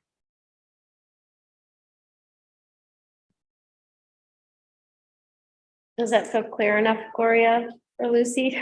Sure. So the first part's very clear. We've been asked to prepare a presentation on best practices for updating our municipal code and application process, identifying and triggering a delineation of jurisdictional wetlands, which we currently do not have. And then the second part, just correct me if I'm wrong here, is we're given direction to give cost estimates, best practices related to an area of concerns map.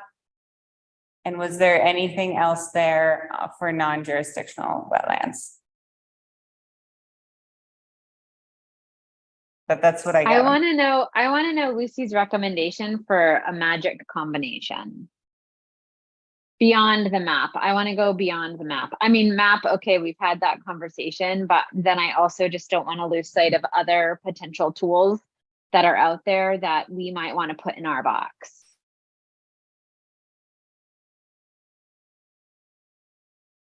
And I think with that, keeping a lens of like what's within staff and town capacity, what's within board capacity, right? If we're having to review variances every other meeting, that's challenging. That's not an effective policy.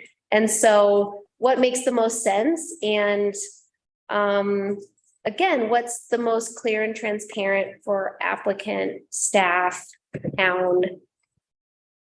So have good luck with that. Yeah. But that's a great, and that would be a part of the guidelines, correct? That we'd be providing direction for this evening, just to present and prepare those guidelines so that we can, this is awesome.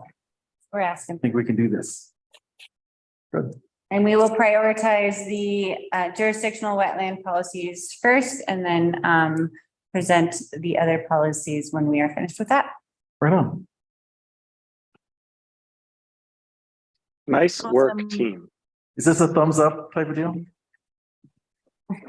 Yeah, good. Thank you, everyone. Thank you, Lucy. Thank It you. was a lot of work. Okay.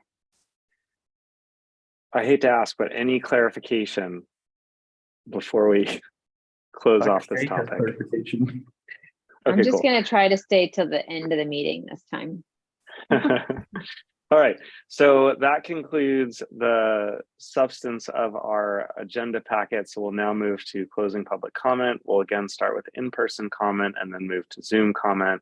If you're on Zoom, go ahead and click the raise hand button ahead of time so you're all queued up. Yes, in-person comment. I'm still Jackie Kerwin. And there's just something that it was mentioned earlier by a gentleman. I'm sorry, I can't remember his name. But talking about the private land owners' rights. And with everything we discussed with the Roberts Road and that first meeting and then the second meeting, all of the stuff that we talked about. And I'm so confused, and I know you can't say anything, but I thought that the town, that it didn't go through because something wasn't done correctly. So in fact, the road was approved, but it was proved incorrectly. And so then it went back to another process. And so I just, what I'm going to do is I'm just going to go back and listen to the one meeting that I was here for, and then listen to the next meeting, just because I'm old. I've had a cold. My mind's kind of goofy, but that was my understanding. Also, and I got to say, I am so proud to have lived here for 45 years. So I love to tell people that I have lived here this long, but I got to say, in all the years I've lived here, and I think there's a lot of us like this, you put the word affordable housing in the same sentence with the Shrine Hill, and oh my God, it is like a really good bar joke and something to put money on. So I'm just saying, I mean, that's something I think a lot of us know. That's not affordable housing. And it seems to me that when we were talking about the Roberts Road, and I could have gotten confused, and I will definitely go back over it, that somebody mentioned how wonderful it's going to be to have families up on that hill. And it was like, I'm thinking those are going to be second homes, but God, prove me wrong. That would be fabulous. But anyways, thank you. It's entertaining as usual. Thank you. Thank you. Thank you to town staff for having video on YouTube. Yes, it's wonderful. Any other in-person comment? Shane, no other in-person comment. Great, let's move to Zoom comment. I see 3 hands up.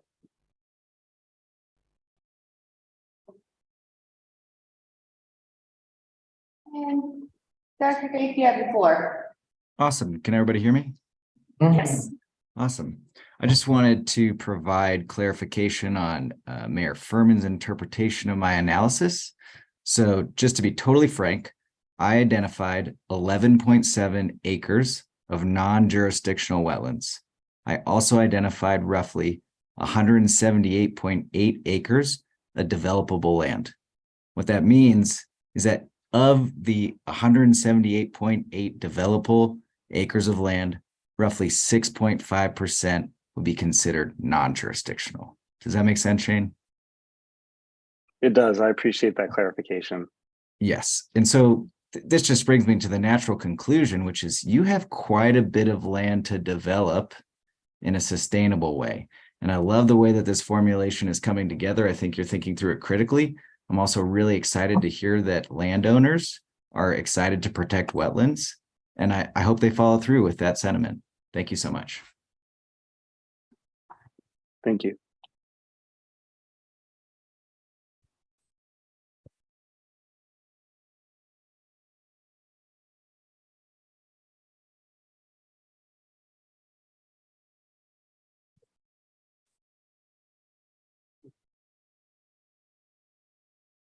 Melody, you have the floor. Can you hear me? Yes. Ever since the brutal public hearing about whether or not we should let those people develop in the wetland, supposed wetland area, I've had a lot of things going through my mind. Number one, as your attorney will tell you, an attorney gives you an opinion of the law. An expert gives you an opinion of the law. And I think what you probably need to concentrate on at this point is finding an expert that is not emotionally involved in the town of Silverton, someone that you're going to pay for their opinion. And therefore, if that opinion is not good, somebody could come back on them. And as a side note, I have a friend that's an attorney that handles this kind of law, and I refer people to him all the time. At the public hearing, there was one person who was supposedly an expert. I'm not going to name names. And when the people were speaking about building their home, I can't remember their names, he interrupted at one point and said, "You need to come to my house and I'll show you why you can't develop there." He had no authority to do that, none.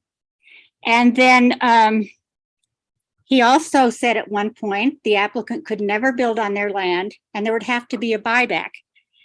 There's no way that you should allow someone to indebt the town of Silverton in any manner or any legal opinion because you're looking for trouble. So I think that you need to be very careful as to who you allow and how you pay them to give you a public opinion on anything like the wetlands issue. I think they have to be paid, and therefore you hold them at a high standard. And as for the Merrills, good Lord, just do it. If these people are trying to do the best they can to make a really great wetlands in town with beavers, etc., and CDOT is helping them, and you're going to ask CDOT to move their building. So I would think a little give and take here would be very good for the town. I think I've said everything, but be very cautious who you pick. Thank you so much. Thank you. Thank you.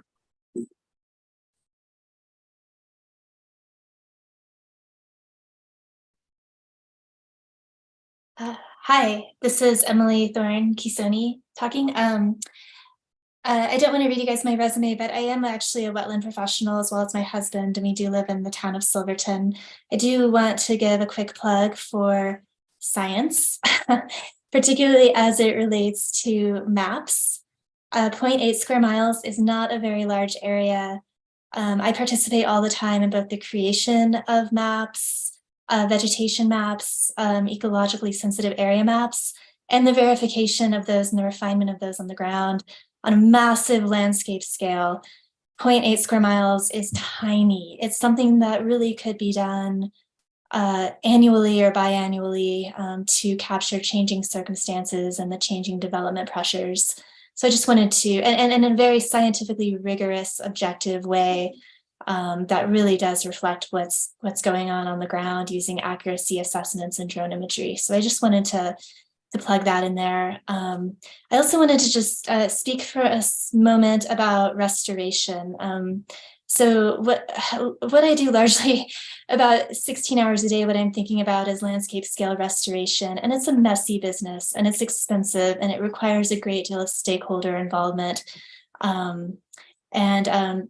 You know, I'm working in arid mountain environments that have fewer environmental constraints than what we have in Silverton. So I just want to encourage the town along with the conversation that happened tonight to again, to support the Merrills restoration effort. I think it's ambitious and collaborative and has a lot of community support, but also just to think about what restoration means in a mining impaired, high elevation landscape for wetlands and for ecological values in particular. It's not easy work, it's expensive work, it's collaborative work, and it's work that's probably better avoided than by mitigating and limiting impacts than undertaking without consideration of the full picture. So thank you. Thank you. I do not see any other public comments at this time, so we'll go ahead and adjourn the meeting. The time is 8:35 p.m. I'm sorry, 9:35 p.m. Thank you all very much and have a wonderful night. Thank you. Thank you, everybody.